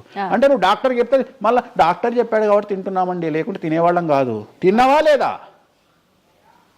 సో తప్పే ఉంది. అసలు మద్య మాంసాదులు లేని దేవతల గురించి మాట్లాడుకుందాం. ఎక్కడున్నారు దేవతలు? అసలు మద్య మాంసాదులు లేని దేవతలేరి? రాముడు క్షత్రియుడు, మాంసం తినలేదా? సురాపానం అంటున్నావు, దేవతలే సురాపానం తీసుకున్నారు. అది మద్యమే మరి అది దానికి ఏంటమ్మా? ఇప్పుడు ఎన్నో యాగాలు చేస్తారు, అవన్నీ పుకార్లు అంటున్నారు. అదే చెప్తున్నా నేను నీకు. సురాపానము అని ఎక్కడ పెట్టిరు? అమృతము అని ఎక్కడ పెట్టి? సురాపానము నథింగ్ బట్ సారా, ఇప్పసారా. అంటే అప్పుడు ఇన్ని రకాల మందులు లేవు కాబట్టి, స్కాచ్లు ఓడకాలు వైండ్లు లేవు కాబట్టి అప్పుడు మనకు ఒకటే ఏంది? సురాపానం అంటే సారా అంటే ఇప్పసారా, ఇప్ప పూల నుండి తీసినటువంటి సారా. అంతే, అది కూడా అంతే. మళ్ళా రోజులు పెరుగుతున్న కొద్ది టేస్ట్ మారుతుంది. సో ఇవాళ వేణుస్వామి వచ్చి మాట్లాడంగానే ఇక ఎక్కడ లేనటువంటి, అంటే ఏం లేదు. నేను అనేది ఏంటంటే టార్గెట్ చేయడానికి ఏదో ఒకటి కావాలి. ఇప్పుడు నువ్వు దశమహావిద్యల గురించి తెలుసుకోవాలి అంటే నువ్వు కామాఖ్య పోవాలి అంటే అప్ అండ్ డౌన్ 30,000 అవుతుంది. ఫ్లైట్ టికెట్, ట్రైన్లో పోలేవు. ఈ 30,000 రూపాయలు ఖర్చు పెట్టి నువ్వు అక్కడికి పోయి అక్కడ ఏం జరుగుతుంది అని తెలుసుకుని వచ్చిన తర్వాత వేణుస్వామి మీద నీకు క్లారిటీ వస్తుంది. సో ఒకవేళ నమ్మినోడు నమ్ముతాడు, నమ్మనోడు నమ్మడు. I don't care. నేనేంటంటే నేను తీసుకున్నటువంటి టార్గెట్ ప్రకారం వెళ్తున్నా, నేను చెప్పాలనుకున్నా. కానీ ఆల్మోస్ట్ ఆల్ తెలుగు స్టేట్స్లో 70-80% జనాలకు వామాచారం అంటే ఏందో తెలుసు, దశమహావిద్యలు అంటే ఏందో తెలుసు, దశమహావిద్యలో దేంతో పూజ చేస్తారో తెలుసు, అన్నీ తెలుసు. ఇంకొకటి ఏమైపోయిందంటే మీడియాలో నా గురించి రావడం వల్ల వేణుస్వామి వామాచారంలో స్పెషలిస్టు అనే విషయాన్ని నేను పబ్లిసిటీ చేసుకోకుండానే జనాల్లోకి వెళ్ళిపోయింది. సో ఎవరైతే వామాచారంతో పూజలు చేయాలనుకుంటారో ఆటోమేటిక్గా వాళ్ళే నా దగ్గరకు వస్తున్నారు. స్వామి, ఎందుకంటే ఇప్పుడు క్యాన్సర్కు పలానా దగ్గర మందిస్తారు అని నువ్వు నెగిటివ్గా ప్రమోట్ చేసావు అనుకో, జనాలు అక్కడికే పోతారు. అట్లనే వేణుస్వామి వామాచారంలో పూజలు చేస్తారట. వామాచారం కావాల్సిన వాళ్ళు నా దగ్గరికే వస్తారు డైరెక్ట్. సో ఈజీగా నన్ను రూట్ చేసి ఈయన దగ్గరికి వెళ్ళండి అని చెప్పినట్టు అయిపోయింది. అందుకని నాకు ఫ్రీ పబ్లిసిటీ వల్ల ఇంకా నేను ఉన్నదానికంటే ఇంకొక 100% బిజీ అయినా. అంటే ఏమవుతుంది? ఎందుకంటే అమ్మవారు కదా డిసైడ్ చేసేది. నేనేమనుకుంటా అంటే అమ్మవారు డిసైడ్ చేస్తుంది, అమ్మవారే డిసైడ్ చేస్తుంది. ఇప్పుడు నేను ఏదైనా హిందూ మతానికి, హిందూ శాస్త్రానికి, వామాచార విధానానికి, తంత్ర మార్గానికి, అమ్మవార్లకు వ్యతిరేకంగా నేను ఏం చేసినా అమ్మవారు నన్ను సర్వనాశనం చేస్తుంది. ఒకవేళ నా జోలికి వస్తే అమ్మవారు చూసుకుంటుంది, వాళ్ళ సంగతి నాకు అనవసరం. ఇప్పుడు మీరు అన్నారు అంటే ఈ దశమహావిద్యల్లో అమ్మవార్లకి మద్యము ఇవన్నీ పంచమకారాలన్నీ కూడా కామన్, అదందరికీ తెలిసిందే అని. మరి మీరొక్కరే ఎందుకు బల్లగుద్దినట్టు ఇది వాస్తవం అని చెప్తున్నారు? అందరూ చెప్పే విధానం ఏ రకంగా ఉంది అంటే మనలో ఉన్న ఈ చక్రాలని యాక్టివేట్ చేయడము, మద్యము అని అంటే మద్యం కాదు ఇంకేదో అని చెప్పి, మాంసము అంటే మాంసం కాదు అల్లంతో ఇంకేదో మిక్స్ చేస్తే వచ్చేదాన్ని మాంసంగా పలుకుతారు కానీ అది మాంసం కాదు, అంటే జీవిని చంపడం ఇదంతా కాదు. ఈ విధానం చాలా మంది చెప్పుకుంటారు వస్తున్నారు. ఏం చెప్తారు అట్లా? అంటే దక్షిణాచారంలో పూజలు చేసే వాళ్ళు వాళ్ళ దగ్గరికి భక్తులు రావాలి అంటే వాళ్ళు అదే చెప్తారు. ఓకే, నీకు దీనికి ఒక ఎగ్జాంపుల్ చెప్తా. 2-వీలర్ ఎప్పుడైనా వాడినావా నీ లైఫ్ లో? నువ్వు 2-వీలర్ వాడినవా? నేను అడుగుతున్నా తల్లి, నిన్నే అడుగుతున్నా. 2-వీలర్ ఎప్పుడైనా వాడినవా? నేను ఎప్పుడు డ్రైవ్ చేయలే. సో 2-వీలర్ వాడిన వాళ్ళకే తెలుస్తుంది ఈ విషయం, చాలా బాగా తెలుస్తుంది. 2 చక్రాల బండి వాడిన వాడు కార్పొరేటర్ దాంట్లో ఆ పెట్రోల్లో చెత్త వస్తుంది. చెత్త వచ్చినప్పుడు బండి స్టార్ట్ కాదు, స్టార్ట్ కాకపోతే మనం కొట్టి కొట్టి కొట్టి కొట్టి మెకానిక్ దగ్గర తీసుకుపోయి మెకానిక్ దగ్గర పెడతాం బండి. ఏ మెకానిక్ కూడా మన ముందు కిక్కు కొట్టాడు. బండి ఫస్ట్ మనం ఆపగానే వాడికి చేసేది ఫస్ట్ అది ఇప్పుతాడు మొత్తం. ఎందుకంటే వాడికి తెలుసు ఒకవేళ పుసుక్కున స్టార్ట్ అయితే వీడు నాకు పైసలు ఇయ్యాడు. అందుకని ఏం చేస్తాడంటే దాన్ని కిక్కు కొట్టకుండా మొత్తం డప్పనిప్పి కార్పొరేటర్ క్లీన్ చేసి పైపు తీసి మొత్తం పెట్రోల్ ఇట్లా చూసి అంతా పెట్టి చేసినాక ఒక కిక్కు కొట్టగానే కుయ్యని స్టార్ట్ అవుతుంది. 50 రూపాయలు ఇస్తారంటాడు. రైట్, అయిపోయింది. రెండవది, నువ్వు ఆంజనేయ స్వామి గుళ్ళో పనిచేసే పంతుల దగ్గరికి పో, జ్యోతిష్యం చెప్పించుకో. దోష నివారణ నీకు ఏం చెప్తాడంటే హనుమంతుడికి సింధూరము అంటాడు. అవును. నవగ్రహ గుడిల పంతుల దగ్గరికి పో, గ్రహాల పూజలు చెప్తారు. నవగ్రహాలకు అభిషేకము అంటాడు, తైలాభిషేకము అంటాడు. అంటే నువ్వు ఎవరి దగ్గరికి పోతే వాడి దగ్గర లేని దాన్ని వాడు అడ్వైజ్ చేయడు. లాజిక్ అర్థమైందా? వాడి దగ్గర లేని దానికి వాడు అడ్వైజ్ చేయడు. దశమహావిద్యల గురించి కానీ వామాచారం గురించి కానీ చేయగలిగిన తోపు తురుము సౌత్ ఇండియాలో వేణుస్వామి ఒక్కడే. బుద్ధి లేనివాడు ఎవడన్నా నువ్వు పోతే పండితుని దగ్గరికి పోతే నాకు చేత కాదండి, నేను ఎదవనండి, అక్కడ వేణుస్వామి గారు ఉన్నారండి అని ఎవడన్నా పంపిస్తాడా నిన్ను? పంపించరు. ఏమంటాడు అప్పుడు? అవన్నీ తప్పులు నేను చేసే కరెక్ట్ అంటాడు. అంతేగాని నా దగ్గరికి వీళ్ళందరూ దారి మళ్ళిస్తారా? పొండి వేణుస్వామి దగ్గరికి, పొండి వేణుస్వామి దగ్గరికి అని. అప్పుడు ఏం చెప్తాడు? పంచమకారాలు లేవు అంటాడు. అప్పుడు నేనేం చెప్తున్నా? వేణుస్వామి నిజాయితీ పరుడు కాడు, వేరే వాళ్ళు నిజాయితీ పరులు కారు. మీ చేతిలో ఆండ్రాయిడ్ ఫోనో ఐఫోనో ఉంది, గూగుల్లో కానీ చాట్ జీపీటీలో కానీ జెమినీలో కానీ వామాచారం అంటే ఏందో ఓపెన్ చేయండి, దశమహావిద్యలు అంటే ఏందో ఓపెన్ చేయండి, వామాచారంలో ఉండే పంచమకారాలు అంటే ఏంటో ఓపెన్ చేయండి. మీకు మీరే తెలుసుకోండి. ఈ సమాజంలో తెలుగు రాష్ట్రాల్లో ఉన్న దొంగలెవరో దొరలెవరో మీరే గుర్తుపట్టండి. ఎవరు అబద్ధాలు చెప్తున్నారు అనే విషయాన్ని తెలుసుకోండి. వేణుస్వామి దొంగ అయితే వేణుస్వామి దగ్గరికి రాకండి, వేణుస్వామి జ్యోతిషం చేత కాకపోతే రాకండి, వేణుస్వామి పంచమకారాలు తప్పు చెప్తే రాకండి. మీరు ఎవరిని అడగండి, మనుషుల మాట నమ్మకండి, దీన్ని నమ్మండి. నేను అందుకనే మనుషుల్లో మార్పులు ఉండొచ్చు, మనుషుల్లో భేదాభిప్రాయాలు ఉండొచ్చు, మనుషుల్లో ఈగోలు ఉండొచ్చు. దీంట్లో ఈగోలు లేవు, దీనికి ఈగో లేదు, దీనికి పొసెసివ్నెస్ లేదు, దీనికి ఈర్ష లేదు. మంచిగా ఓపెన్ చేయండి, వామాచారం అని కొట్టండి. వామాచారం అంటే ఏందో చూపిస్తుంది, పంచమకారాలు అంటే ఏందో చూపిస్తుంది, దశమహావిద్యలు అంటే ఏందో చూపిస్తుంది, కామాఖ్య దేవాలయం అంటే ఏందో చూపిస్తుంది. సో పంచమకారాల్లో ఏమేమి ఉంటాయో అదే చూపిస్తుంది. సో పంచమకారాలలో ఒక్కటి మాత్రమే గురుముత మాకు గురువు ఏం నేర్పించిండో అది మేము చేయాలి. మిగిలిన 4 మైథునం, మిగిలిన 4 ఫిజికల్గా పెట్టాల్సిందే. సాత్విక దేవతలు అంటే గణపతి, సరస్వతి, వెంకటేశ్వర స్వామి, చండి, వీళ్ళంతా సాత్విక దేవతలు. మేము దశమహావిద్యలకు వచ్చేటప్పటికి ఉగ్రదేవతలు. ఉగ్రదేవతలకు ఎప్పుడు కానీ డైరెక్ట్గా నువ్వు ఏమైతే సబ్జెక్ట్లో ఉన్నాయో అవి పెట్టాల్సిందే. సో ఉగ్రదేవత విషయంలో కాంప్రమైజ్ అనేది లేదు. ఉగ్రదేవతలకు నువ్వు ఖచ్చితంగా సాటిస్ఫై చేయాల్సిందే.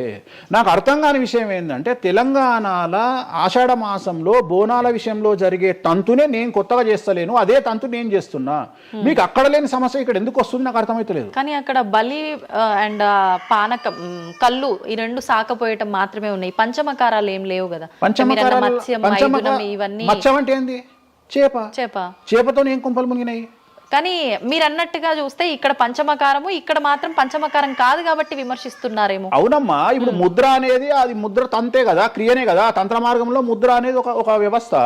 మత్స్యము అంటే చేపనే కదా. నువ్వు కొత్తగా పెట్టేది ఏముందాడా? మటను, మద్యము, మత్స్యము, ఇంకొకటి ఎక్కువ వస్తుంది నీకు, అంతే అంతే కదా నువ్వు పెట్టేది. కానీ అది కూడా ప్రాంతాన్ని బట్టి చేయాల్సిన విధానము. దాన్ని తీసుకొచ్చి ఇక్కడ మాట్లాడేది ఏంది, ఎందుకు మాట్లాడాలి అని అంటున్నారు కదా. సో ఇప్పుడు ఒక ప్రాంతానికే దేవత పరిమితం అయితే అట్లా అని కాదు, కొంతమంది ప్రాంతానికి పరిమితమై ఉంటారు, కొంతమంది గ్రామానికి పరిమితమై ఉంటారు, అలా ఉంటూ ఉంటారు కదా. మరి అక్కడ కామాఖ్య దగ్గరే చేయాలి, కామాఖ్య దగ్గరే మాట్లాడాలి, ఆ పూజలు తీసుకొచ్చి ఇక్కడ చేయడం ఇక్కడ నేనేం చేయలేదే అనే వాళ్ళు ఉన్నారు. అవునమ్మా, అదే చెప్తున్నా. వాళ్ళు ఎందుకు అంటున్నారు అంటే వాళ్ళకి పొట్టబోతుంది కదా, వాళ్ళ కూడు దగ్గర నోటి దగ్గర కూడిపోతుంది కదా, మస్తుగా మాట్లాడతారు. ఇది ఏమైతుంది? నేను ఒక లాజిక్ చెప్తా. ఇప్పుడు నీకు ఒక షాపు నడుస్తుంది, బుక్ స్టాల్ అంటే ఎదురుగా ఇంకో బుక్ స్టాల్ పెట్టినప్పుడు ఆటోమేటిక్గా వీడు దెబ్బతింటాడు.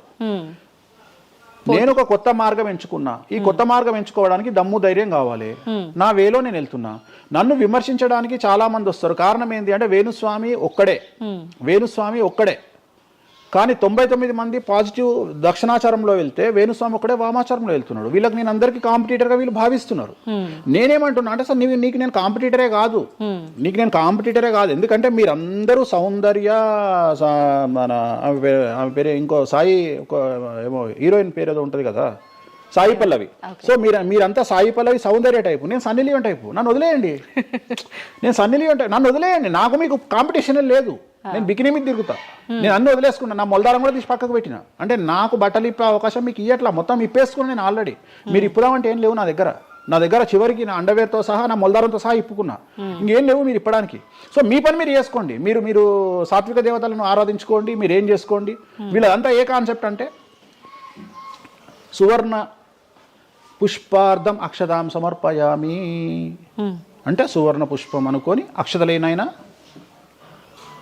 మీరు అదే బ్యాచ్. మందు అనుకొని మటన్ అయినా, మాంసం అనుకొని మటన్ అయినా, మందు అనుకొని స్కాచ్ పోయినైనా నాది ఆ బ్యాచ్. నా బ్యాచ్ నాదే. నేను జెన్యూన్గా ఏం కావాలనో అమ్మవారికి అదే ఇస్తా. చాలామంది శాస్త్రంలో వారాహి అమ్మవారికి ఎరుపు రంగు అన్నము నైవేద్యంగా పెట్టమని చెప్పారు. ఇక మన మేధావులు ఇంత కుంకుమ తీసుకొని అన్నంలో కలిపి ఇక ఫీల్ అవుతుంటాడు, ఇక వాడికి రక్తం కలిపినట్టే ఇక తీసుకొచ్చి పెడతాడు. అంటే నువ్వు అమ్మవారిని పిచ్చిదాన్ని చేస్తావా? శాస్త్రం ఏం చెప్పింది, నువ్వేం చేస్తున్నావు అంటే చెక్ చేసుకోమని చెప్పి ఇవి చెప్ప చేత కాదు ఎవరికి. శాస్త్రం ఏం చెప్పింది,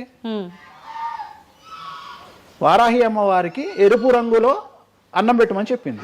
నువ్వేం చేస్తున్నావు, అమ్మవారిని మోసం చేసి కుంకుమతో అన్నం పెడుతున్నావు. ఆ కుంకుమ కూడా ఒరిజినల్ కాదు, డూప్లికేట్ కుంకుమ. సో అక్కడ ఏం పెట్టాలో నాకు తెలుసు, నువ్వు వాటి పెడతలేవు.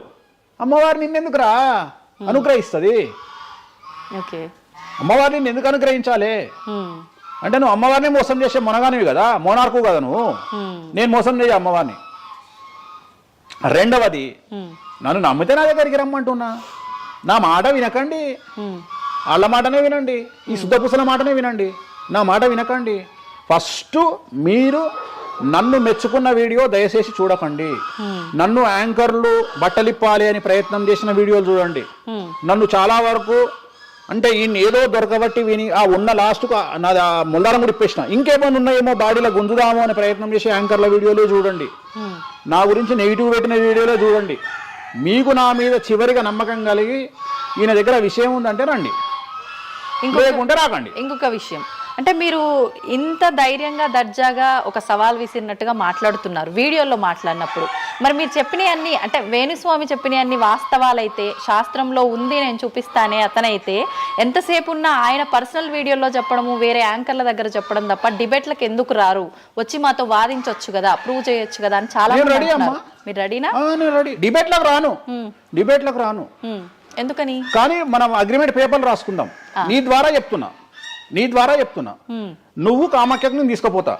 నేను చెప్పిన దాంట్లో కామాఖ్యలో ఏది జరగకపోయినా నా దుకాణం పని చేసుకుంటా. నా ప్రాపర్టీ మొత్తం రాసి చేసి నేను నా ఫ్యామిలీతో సహా దేశం వదిలిపెట్టి వెళ్ళిపోతా, లేదు స్టేట్ వదిలిపెట్టి వెళ్ళిపోతా.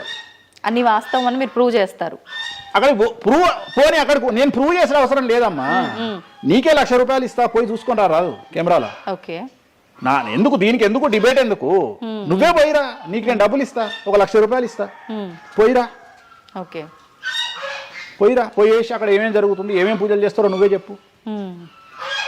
ఇప్పుడు కామాఖ్యలో కూడా అమ్మవారి గర్భగుడి లోపల దాకా ఈ పంచమకార వ్యవహారం కానివ్వండి, బలి సాంప్రదాయం, ఆ బలికి సంబంధించిన విధానం కానీ లోపలికి లేదు, అది కూడా ఏదున్నా మెయిన్ గుమ్మం బయటే అని అంటున్నారు. అది సో ఇది అంతా నీకు ఎప్పుడు రైట్స్ వస్తాయి అంటే చూసినప్పుడు మాట్లాడడానికి వస్తాయి. నువ్వు ఎవరో చెప్పిన దాన్ని నన్ను కార్నర్ చేయడానికి అడిగితే పనికిరావు. నేను అనే పాయింట్ ఏంటంటే ఇవన్నీ షో చేయడానికి పనిచేయనటువంటి వ్యవస్థ. అంటే ఇవన్నీ నేను వీడియో రూపంలో మీ ముందుకు తీసుకురాలనేటువంటి వ్యవస్థ. సో దీనికోసము నువ్వు వాళ్ళ కోణంలో నన్ను ప్రశ్న అడిగినావు అనుకో, నేనేమంటున్నా అంటే నా కోణంలో అడిగిపిస్తా, వచ్చి చూడు. నా కోణంలో నువ్వు ఎప్పుడు అడుగుతావు? నాతో పాటు వచ్చినప్పుడు అడుగుతావు. నువ్వు నాతో పాటు చూడకపోతే నువ్వెట్లా అడుగుతావు? అట్లనంట ఇట్లనంట. ఇప్పుడు నార్త్ ఇండియా వాడు ఉన్నాడు, నేపాల్లో ఉంటాడు, వానికి వెంకటేశ్వర స్వామి విగ్రహం ఏందో తెలియదు. సపోజ్ వానికి ఎవరో చెప్పిండు ఎల్లిగాడు వెంకటేశ్వర స్వామి కాదు ఆడ అమ్మవారు ఉన్నదని, వాడు కూడా నువ్వు అడిగినట్టే అక్కడ లోకల్ యాంకర్ అడుగుతుంది, ఆడ వెంకటేశ్వర స్వామి కాదట అమ్మవారు ఉన్నదట కదా అంటాడు. నువ్వు చూస్తే చెప్తావు అరే పిచ్చినాయాలా అరే ఎదవనాయాలా ఆడున్నది వెంకటేశ్వర స్వామిరా దేవుడురా అని చెప్తావు. ఆ, అవునా? అవును. నువ్వు ఆ కామాఖ్య అమ్మ వాళ్ళని చూస్తానని ఇట్లా అడగకపోతుంటే నువ్వేం అడుగుతుంటే నీ వర్షన్ మారుతున్నావు. వేణుస్వామి గారు మిమ్మల్ని ఎందుకు టార్గెట్ చేస్తున్నారండి ఈ ఎదవలు అని అడిగే విధానం మారుతుంది. మారుతుందంటారా పక్క? నువ్వు చూడకపోతే నీకు ఎక్కడ అడుగుతావు. నీ ఆలోచన విధానం ఏంటంటే ఈయన ఏమన్నా ఇరుకున పెడదామా అనే ఆలోచనే తప్ప అరే ఈయన మరి నేను చూడలేదు కదా నాకు రైట్సే లేవే అని నువ్వు అనుకుంటలేవు. నీకు రైట్స్ ఎక్కడ ఉన్నాయమ్మా అడగడానికి?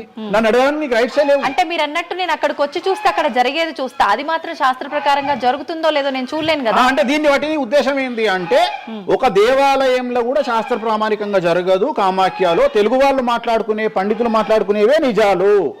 ఇప్పుడు నువ్వు అనేది అదే కదా. అంటే అది ప్రాంతీయం ప్రకారంగా జరుగుతుంది, అది మరి ఏదైనా ప్రాంతీయమే జరుగుతుందమ్మా. ఏదైనా ప్రాంతీయమే జరుగుతుంది. ఏదైనా ప్రాంతీయమే జరుగుతుంది. గోవాల కసినో ఆడితే తప్పు లేదు, తెలంగాణలో కసినో ఆడితే తప్పు. దాన్నే దేశకాలమాన పరిస్థితులు అంటారు. తిరుపతి వెంకటేశ్వర స్వామికి తిరుపావడ సేవ చేస్తారు. మరి ఎందుకో లోకల్ టెంపుల్ ఎందుకు తిరుపావడ సేవ చేస్తలేరు?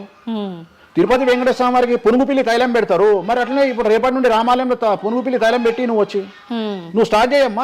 మన తెలుగు రాష్ట్రాలలో నువ్వు ప్రాంతీయత గురించి మాట్లాడుతున్నావు కదా. అంటే ఒక్కొక్క దానికి ఒక్కొక్క కట్టుబాట్లు ఉంటాయి. అవునమ్మా, నీకు కావాల్సింది అల్టిమేట్ గా ఏంది? నీకు డబ్బు కావాలి, నువ్వు కోరుకున్న కోరికలు తీరాలి. అంతే కదా, నువ్వు కోరుకున్న కోరికలు తీరాలి. ఎంతమంది ఎకనామికల్ అఫెన్స్ చేస్తలేరు భారతదేశంలో?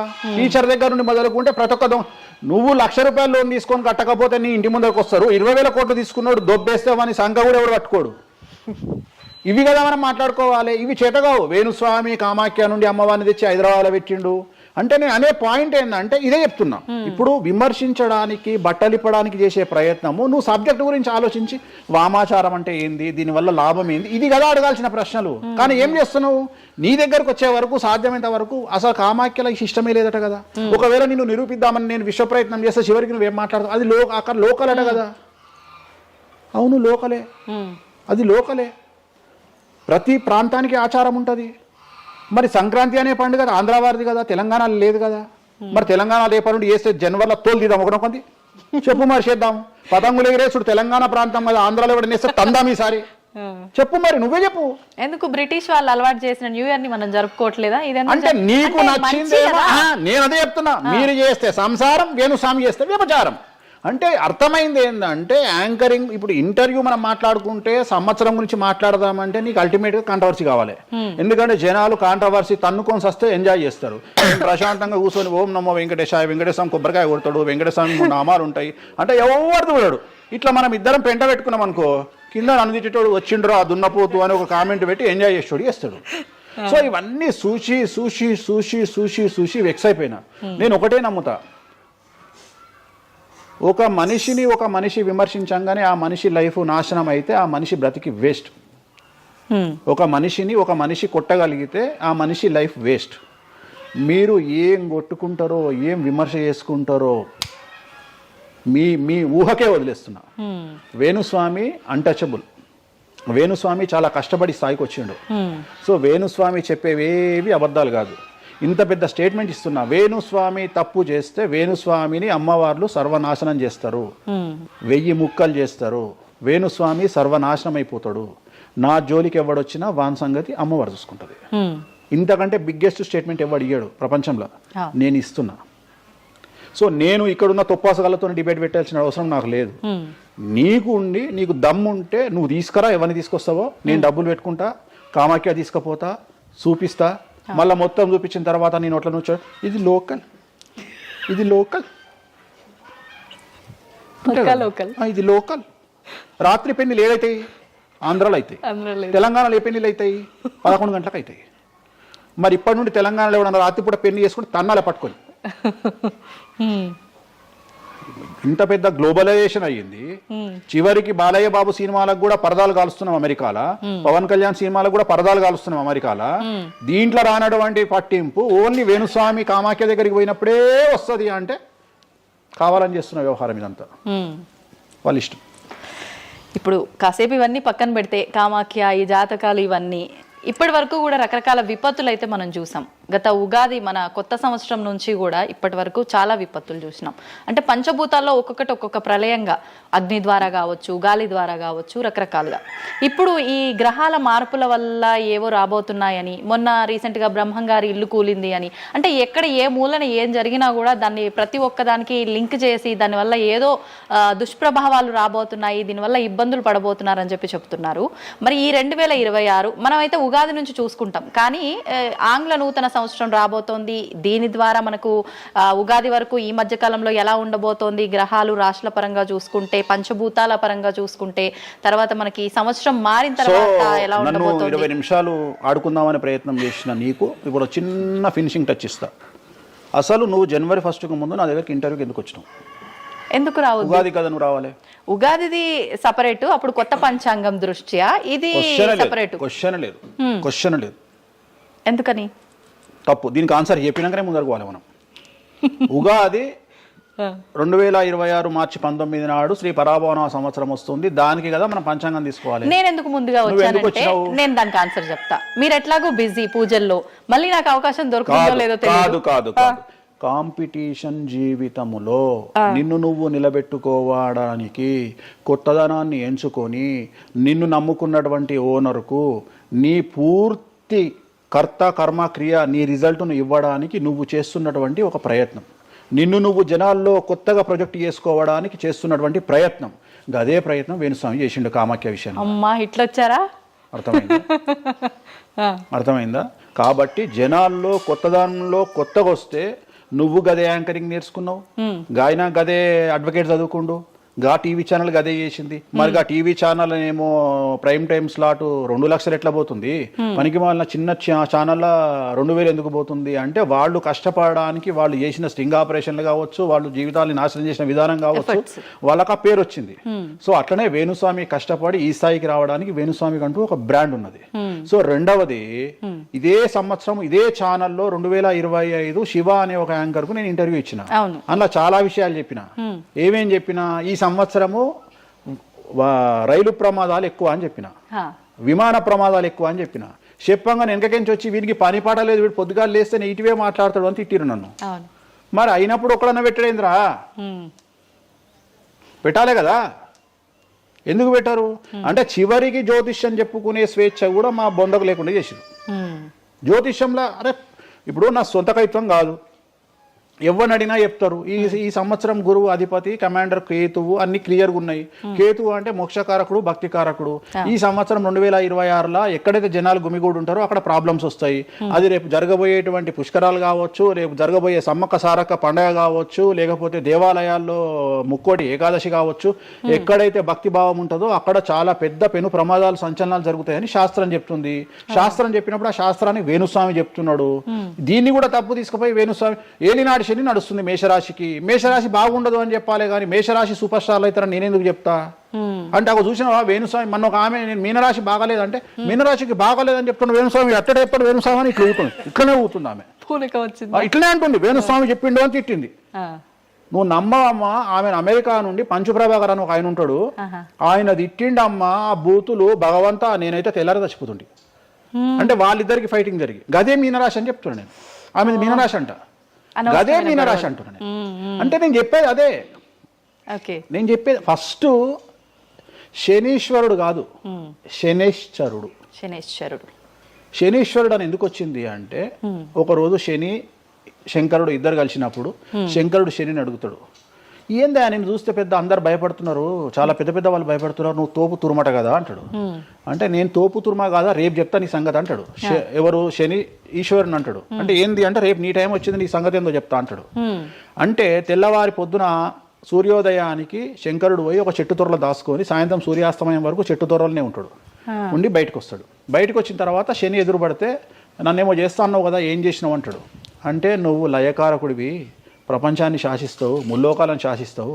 అట్లాంటి నిన్ను తీసుకుపోయి సూర్యోదయం నుండి సూర్యాస్తమయం దానిక చెట్టు త్వరలో దాచిపెట్టిన ఇంతకంటే నేను చేసేదే ఉంది అంటాడు. ఆట మొదలు పెట్టేశాడు అక్కడ ఆల్రెడీ. అప్పటి నుండి ఆయనకు శనీశ్వరుడు అని పేరు వచ్చింది. Okay okay. సో ఇది జరిగింది శంకరుడికి కూడా జరిగింది, రాముడికి కూడా జరిగింది. సో ఏలినాటి శని పీరియడ్లో, షష్టమ శని పీరియడ్లో బాధలు పడేటువంటి పరిస్థితి ప్రతి ఒక్కళ్లకు ఉంటుంది. రెండవసారి ఏలినాటి శనిలో మరీ దరిద్రంగా ఉంటుంది. కలియుగంలో దాని తీవ్రత చాలా ఎక్కువగా ఉంటుంది. కలియుగంలో ఫిజికల్ కంటే మానసికమైన దెబ్బలు చాలా ఎక్కువగా ఉంటాయి. జనాలు కొట్టే దెబ్బలు చాలా ఎక్కువగా ఉంటాయి. నరఘోష వల్ల తినే దెబ్బలు చాలా ఎక్కువగా ఉంటాయి. కలియుగ దైవమైనటువంటి వెంకటేశ్వర స్వామి వారికే ఎన్నో రకాల పూజలు చేసి దిష్టి తీయడానికి ప్రయత్నం చేస్తున్న సందర్భంలో ఆఫ్టర్ ఆల్ మానవుల మనమింత. సో మన మీద ఎన్నో రకాల దుష్ప్రయోగాలు ఉంటాయి, ఎన్నో రకాల నరఘోషలు ఉంటాయి. సో ఇవన్నీ జనాలకు తెలియజేయాల్సిన బాధ్యత ఒరిజినల్ పండితుడిగా, ఒరిజినల్ జ్యోతిష్కుడిగా నా మీద ఉంది. సో సొంత కవిత్వము జనాలకు పాజిటివ్గా చెప్పడానికి నేనేమి ఏమో అంటారు కదా, వ్యక్తిగత ఏదో అంటారు వాళ్ళను, వ్యక్తిగతంగా కౌన్సిలింగ్ ఇచ్చేటువంటి వాడిని కాదు నేను. సో నేను శాస్త్రం ఏం చెప్పిందో నేను దాన్ని మాత్రమే జనాలకు చెప్పడానికి నేను ఇక్కడ ఉన్నా. అంతేగాని క్యాన్సర్ వచ్చిన పట్టుకొని నీకు ఏం లేదు అని చెప్పి వాడిని ఇంటికి పంపించి 2 రోజుల తర్వాత సచ్చేటట్టు చేసేటువంటి నీచుడిని నేను కాదు. క్యాన్సర్ వస్తే క్యాన్సర్ వచ్చింది, ధైర్యంగా బతుకు, ఇంకా బతుకు, నీ కోరికలు తీర్చుకో, అన్ని కోరికలు తీసుకొని సావు అని చెప్తా. రెండవది, అన్ని తిని 60 ఏళ్ళు పోతే ఏం తినకుండా 80 ఏళ్ళు బతికితే లాభం లేదు. సో కలియుగంలో ఇవన్నీ సమస్యలు చాలా తీవ్రంగా ఉంటాయి. భార్యాభర్త కారులో పోతే పక్కింటోడు ఏడిస్తాడు, మంచి కారు కొనుక్కుంటే ఏడిస్తాడు, ఒక పిల్లగాడు మంచి ఉత్తీర్ణత శాతంలో పాస్ అయితే ఏడిస్తారు, మంచి ఉద్యోగం వస్తే ఏడిస్తారు, ఒక పొలిటికల్ బాగుంటే చస్తాడు, ఒక యాంకర్కు డబ్బులు వస్తే చస్తాడు. సో ప్రతి దగ్గర ఏడుపు ఏడుపు ఏడుపు, జలసు అనేటువంటిది రాజ్యమేలుతున్నటువంటి సందర్భంలో తెలుగు రాష్ట్రాలలో అది పీక్ స్థాయిలో ఉండేటువంటి పరిస్థితులలో నిజాలు చెప్పి జనాలని భయానికి దూరంగా ఉంచాల్సినటువంటి బాధ్యత నాది, జరగబోయే నష్టం నుండి కాపాడాల్సినటువంటి బాధ్యత నాది అని ఇంతమంది రాళ్ళేసినా, ఇంత చెండాల పనులు చేసినా, వ్యక్తిగతంగా నన్ను విమర్శలు చేసినా నేను ఎవరిని వ్యక్తిగతంగా విమర్శించడం లేదు. ఎందుకంటే ప్రతి ఒక్కడి ముడి కింద ఖచ్చితంగా సమస్యలు ఉంటాయి. ఈ శుద్ధపూస ఎవడూ కాదు. నాకంటూ నెల రోజులు పక్కకు తీస్తే ఒక్కొక్కటి జాతకాలు చెప్పగలుగుతా అందరివి. నేను వాటి జోలికి బోదలుచుకోవట్లేదు. శాస్త్రం ఏం చెప్పిందో శాస్త్ర ప్రామాణికంగా నేను జనాలకు తెలియజేయాలని కోరుకుంటున్నా. సో లాస్ట్ ఇయర్ ఎట్లా జరుగుతుందో 2025లో అనుభవించిన కష్టం కంటే 2026 ఎక్కువ, 2026 కంటే 27 ఎక్కువ, 27 కంటే 28 ఎక్కువ. 2025 నుండి 28 వరకు సమాజంలో ప్రకృతిలో జరిగే సంఘటనల తీవ్రత చాలా ఎక్కువగా ఉండబోతా ఉంది. ప్రకృతి పరంగా, సామాజికంగా, అగ్ని ప్రమాదాల పరంగా, వాహన ప్రయాణాల ప్రమాదం, చాలా రకాల సమస్యలు ఈ సంవత్సరం ఉండబోతున్నాయి. ఓకే. రాశుల పరంగా ఎలా ఉంటుందండి? సో ఈ సంవత్సరము ఫస్ట్ రాశుల కంటే ముందు మనం మాట్లాడుకోవాల్సింది ఏంటి అంటే, ఈ సంవత్సరము రైలు ప్రమాదాలు, అగ్ని ప్రమాదాలు, వాహన ప్రమాదాలు, అలాగే జన సమీకరణలు ఉన్న చోట, భక్తులు గుమిగూడే చోట, జన సాంద్రత ఉన్న చోట, అది సినిమా థియేటర్లు అవ్వచ్చు, భక్తికి సంబంధించిన ఏరియా అవ్వచ్చు, సో మార్కెట్లు అవ్వచ్చు, మాల్స్ అవ్వచ్చు, వాటిల్లో పెను సంచలనాలు ఈ సంవత్సరం జరిగే అవకాశాలు ఉన్నాయి. ఆర్థిక నష్టము అంటే ఆస్తి నష్టము, జన నష్టము ఉండేటువంటి అవకాశాలు ఉన్నాయి.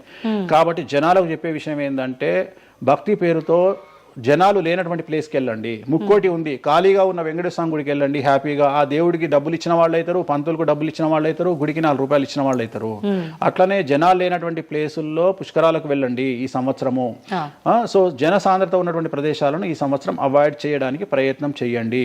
సో టూర్లు మ్యాక్సిమం అవాయిడ్ చేయండి. ఈ సంవత్సరము లోయ ప్రాంతాలలో, కొండ ప్రాంతాలలో, నదీ పరివాహక ప్రాంతాలలో పెను సంచలనాలు నమోదయ్యే అవకాశం ఉంది. టూరిస్టు ప్రాంతాలలో కూడా ప్రాబ్లమ్స్ ఉంటాయి. ఈ సంవత్సరం భారతదేశంలో కొన్ని ప్రదేశాల్లో మత కల్లోలాలు రేగేటువంటి అవకాశం కనిపిస్తూ ఉంది, కర్ఫ్యూ విధించేటువంటి అవకాశం కనిపిస్తూ ఉంది. సో ఇవన్నీ కూడా ఈ సంవత్సరం చాలా తీవ్రంగా ఉండబోతా ఉన్నాయి. సో జాగ్రత్తలు వహిస్తే మంచిది. ఓకే. ఇప్పుడు అంటే ఇవి ఎవరికి, అంటే ఏదైనా గ్రహాల్లో మార్పులు ఉన్న వాళ్ళకా, లేదంటే అంటే ఇదంతా మనం ప్రకృతి పరంగా చెప్పాలి. ప్రకృతి పరంగా దాంట్లో ఎవరు ఉంటారు అంటే, చనిపోయే వాళ్ళని తీసుకుంటే ఆ బాధితులు ఎవరైతే ఉంటారో వాళ్ళ జాతకంలో ఏలినాటి శనో, షష్టమ స్థానంలో శనో, వ్యయ గురువో ఉంటాడు. సో మనం వాళ్ళే అని చెప్పలేం కదా, అక్కడికి పోయిన వాళ్ళల్లో వాళ్ళు ఉంటారు. ఎవడైతే నష్టజాతకుడు ఉంటాడో వాడికి ఆ ఇన్సిడెంట్ జరుగుతుంది. సో ఇది ఓవరాల్ గా సంవత్సర ప్రిడిక్షన్ అంటారు. సో రాబోతున్నటువంటి సంవత్సరం పేరు కూడా చాలా చాలా చాలా కాంట్రవర్షియల్ నేమ్, పరాభవనామ సంవత్సరము. పరాభవము అంటే ఓటమి, అవమానముతో కూడిన ఓటమి అని అర్థం. పరాభవము, దుర్యోధనుడికి మయసభలో జరిగినది పరాభవము. సో అలాంటి పరాభవము ఎవరికి జరుగుతుంది అంటే ఎవరి జాతకంలోనైతే ఏలినాటి శని ఉందో 6వ స్థానంలో శని ఉన్నాడో 8వ స్థానంలో శని ఉన్నాడో 12వ స్థానంలో గురువు ఉన్నాడో వాళ్లకు ఈ సంవత్సరం సంచలనాలు ఉండబోతా ఉన్నాయి. అది మేషరాశి కావచ్చు, మీనరాశి కావచ్చు, సింహరాశి కావచ్చు. సో ఇలాంటి వారికి ఈ సంవత్సరం పెను సంచలనాలు ఉండేటువంటి అవకాశాలు ప్రస్ఫుటంగా కనిపిస్తా ఉన్నాయి. సో ఇది ఓవరాల్ గా సంవత్సర ఫలితము. ఇక 12 రాశులకు సంబంధించి ముందుగా మేషరాశి కనుక తీసుకున్నట్లయితే మేషరాశికి ఈ సంవత్సరము ఏలినాటి శని నడుస్తూ ఉంది. సో ఏలినాటి శని ఒక పక్క గురువు బాగాలేడు, ఒక పక్క రాహు బాగాలేడు, ఒక పక్క కేతు బాగాలేడు. సో ఇలాంటి సందర్భంలో పెను సంచలనాలకు కారణభూతమయ్యేటువంటి అవకాశం ఉంది.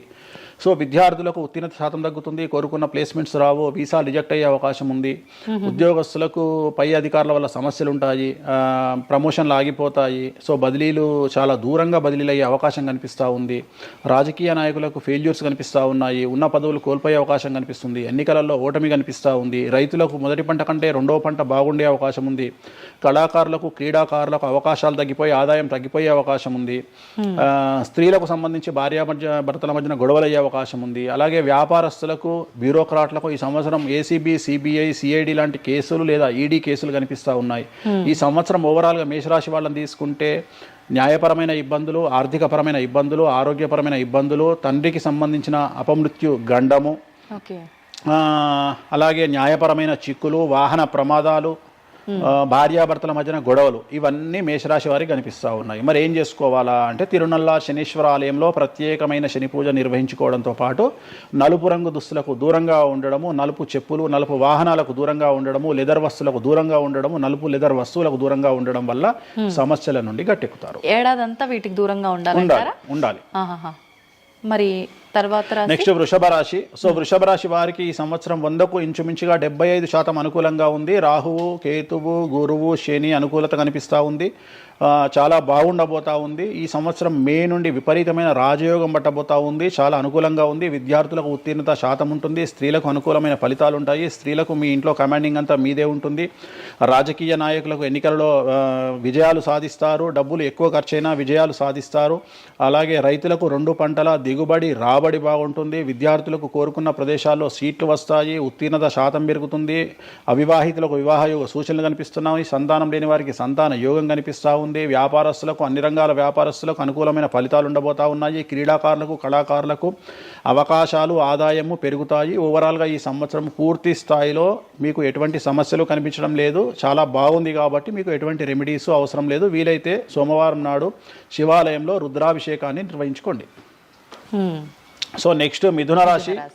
ఈ సంవత్సరం ఏదైనా రాశి 100కు 110% అనుకూలంగా ఉంది అంటే మిథున రాశి.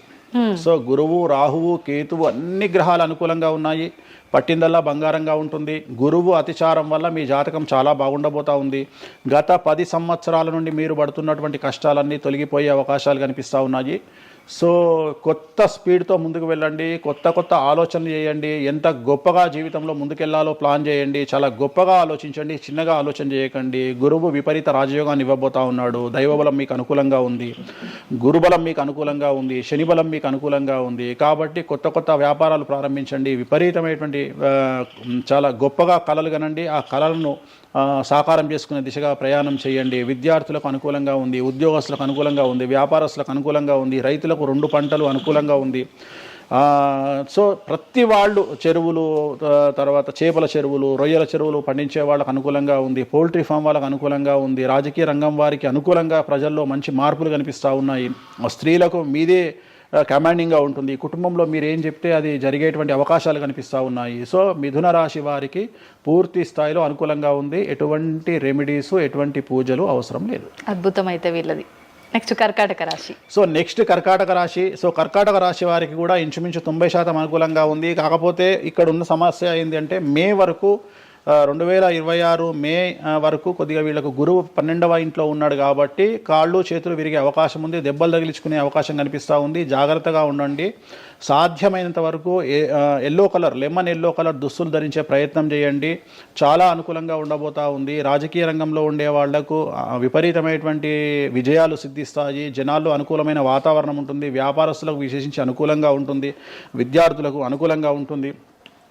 అలాగే రైతులకు అనుకూలంగా ఉంటుంది, కళాకారులకు క్రీడాకారులకు మరీ అనుకూలంగా ఉంటుంది.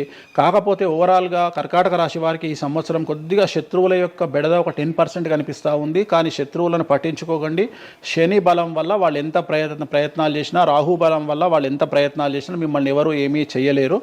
సో మీరు చేయాల్సింది ప్రతి గురువారం నాడు లెమన్ ఎల్లో దుస్తులు ధరించే ప్రయత్నం చేయండి. అలాగే శ్రీకాళహస్తిలో గురు దక్షిణామూర్తి వద్ద గురువారం నాడు గురుహోరలో గురువుకు అంటే దక్షిణామూర్తికి అష్టోత్తర పూజ చేయించుకోండి. అలాగే పసుపు రంగు పువ్వు ఏదైనా ఉంటే అక్కడ నుండి తెచ్చుకొని ఇంట్లో పెట్టుకోండి, మీకు అనుకూలమైన ఫలితాలు ఉంటాయి. అంటే శని వీళ్ళకి ఫేవర్గా ఉన్నాడు, అంటే శని వీళ్ళకి చాలా ఫేవర్గా ఉన్నాడు, రాహు ఫేవర్గా ఉన్నాడు, కేతు ఫేవర్గా ఉన్నాడు, మే నుండి గురువు కూడా ఫేవర్గా ఉంటాడు. అది ఉన్న చిన్న చిన్న ఇబ్బందులకు కూడా ఏమైనా దానాలు అలాంటివి అదే మనం చెప్పిన ఎందుకు గురువు లెమన్ ఎల్లో కలర్ గురువుకు దక్షిణామూర్తి సరిపోతుంది, ఇంకా అవసరం లేదు, దానాలు అవసరం లేదు. మరి తదుపరి రాశి సో నెక్స్ట్ సింహరాశి. సింహరాశికి ఈ సంవత్సరం అష్టమ శని నడుస్తూ ఉంది. గురువు వ్యతిరేకమైన ఫలితాలు, రాహు కేతువు చాలా నెగిటివ్గా ఉన్నారు. సో ఇంచుమించుగా 4 గ్రహాలు వ్యతిరేకమైన దిశలో ఉన్నాయి. అష్టమ శని అంటే తల్లికి ఆరోగ్యపరమైన ఇబ్బందులు ఉంటాయి, మానసికమైన ఇబ్బందులు ఉంటాయి, శారీరకమైనటువంటి అనారోగ్య సమస్యలు ఉంటాయి, అలాగే ఆర్థికపరమైన ఇబ్బందులు, న్యాయపరమైన చికాకులు ఉంటాయి. జాగ్రత్తగా ఉండండి. నలుపు రంగు దుస్తులకు దూరంగా ఉండండి. విద్యార్థులకు సమస్యలు, ఉద్యోగస్తులకు సమస్యలు, వ్యాపారస్తులకు సమస్యలు, ఈడీ కేసులు, పోలీస్ కేసులు, బ్యూరోక్రాట్స్కు సిబిఐ కేసులు, రైతులకు పంటల దిగుబడిలో నష్టము, కళాకారులకు క్రీడాకారులకు వాళ్ళ అవకాశాలను ఇతరులు దక్కించుకునేటువంటి అవకాశం కనిపిస్తూ ఉంది. స్త్రీలకు భార్యాభర్తల మధ్యన గొడవలు. సో ఓవరాల్గా సింహరాశి వారికి ఏ రంగంలో వారైనా సమస్యలు కనిపిస్తూ ఉన్నాయి. అష్టమ శని ప్రభావం కనిపిస్తూ ఉంది కాబట్టి నలుపు రంగు దుస్తులకు దూరంగా ఉండండి. తీరు నల్లార్ శనీశ్వర ఆలయంలో ప్రత్యేకమైన శని పూజను నిర్వహించుకోవడం ద్వారా సమస్యల నుండి గట్టెక్కుతారు. ఓకే. సో నెక్స్ట్ కన్యారాశి.